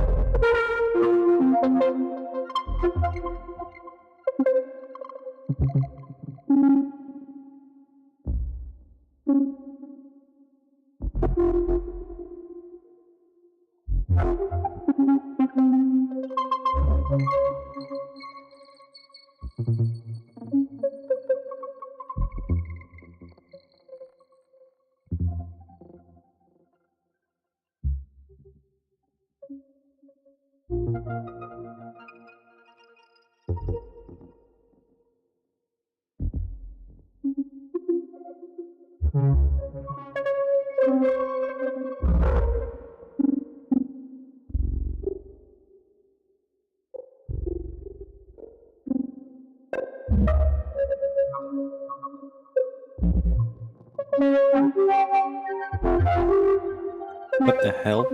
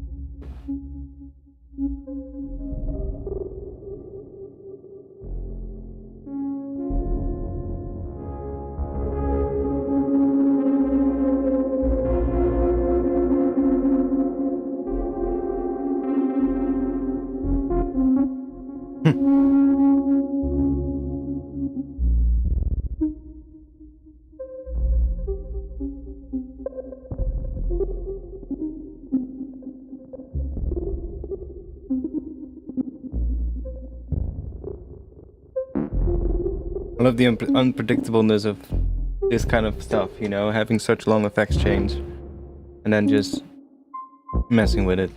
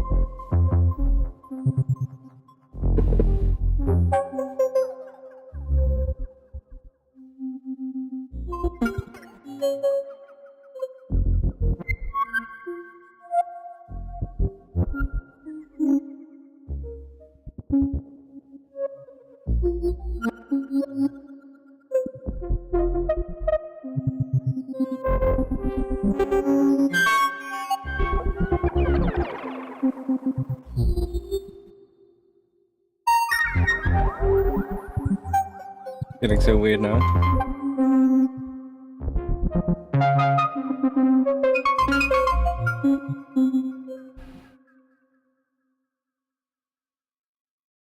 But yeah, like now we have this, but I can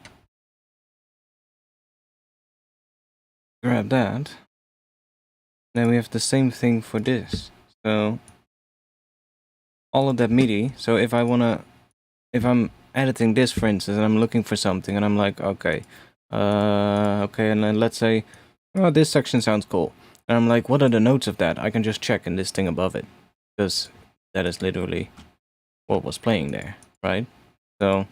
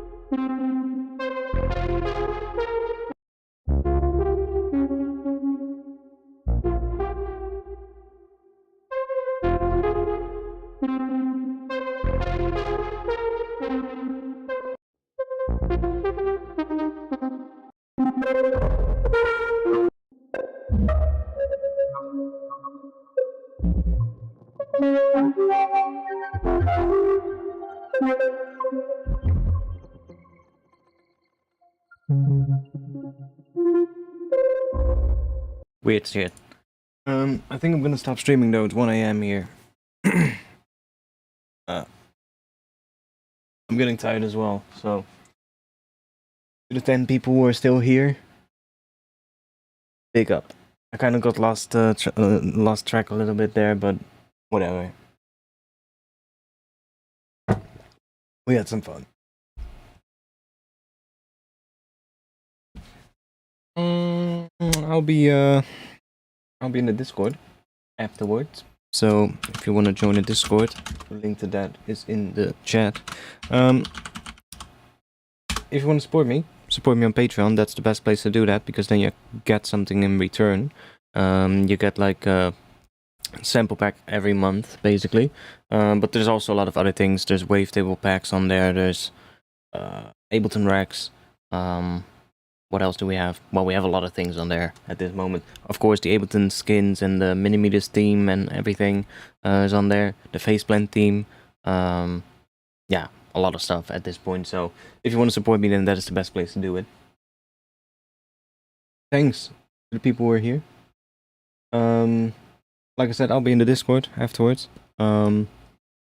I guess I'll just play this thing while it's ending, because why not? I'll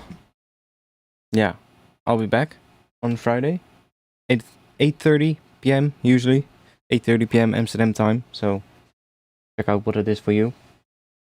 And yeah, I'll see you on the next one. Thanks for watching, and have a good night. Peace.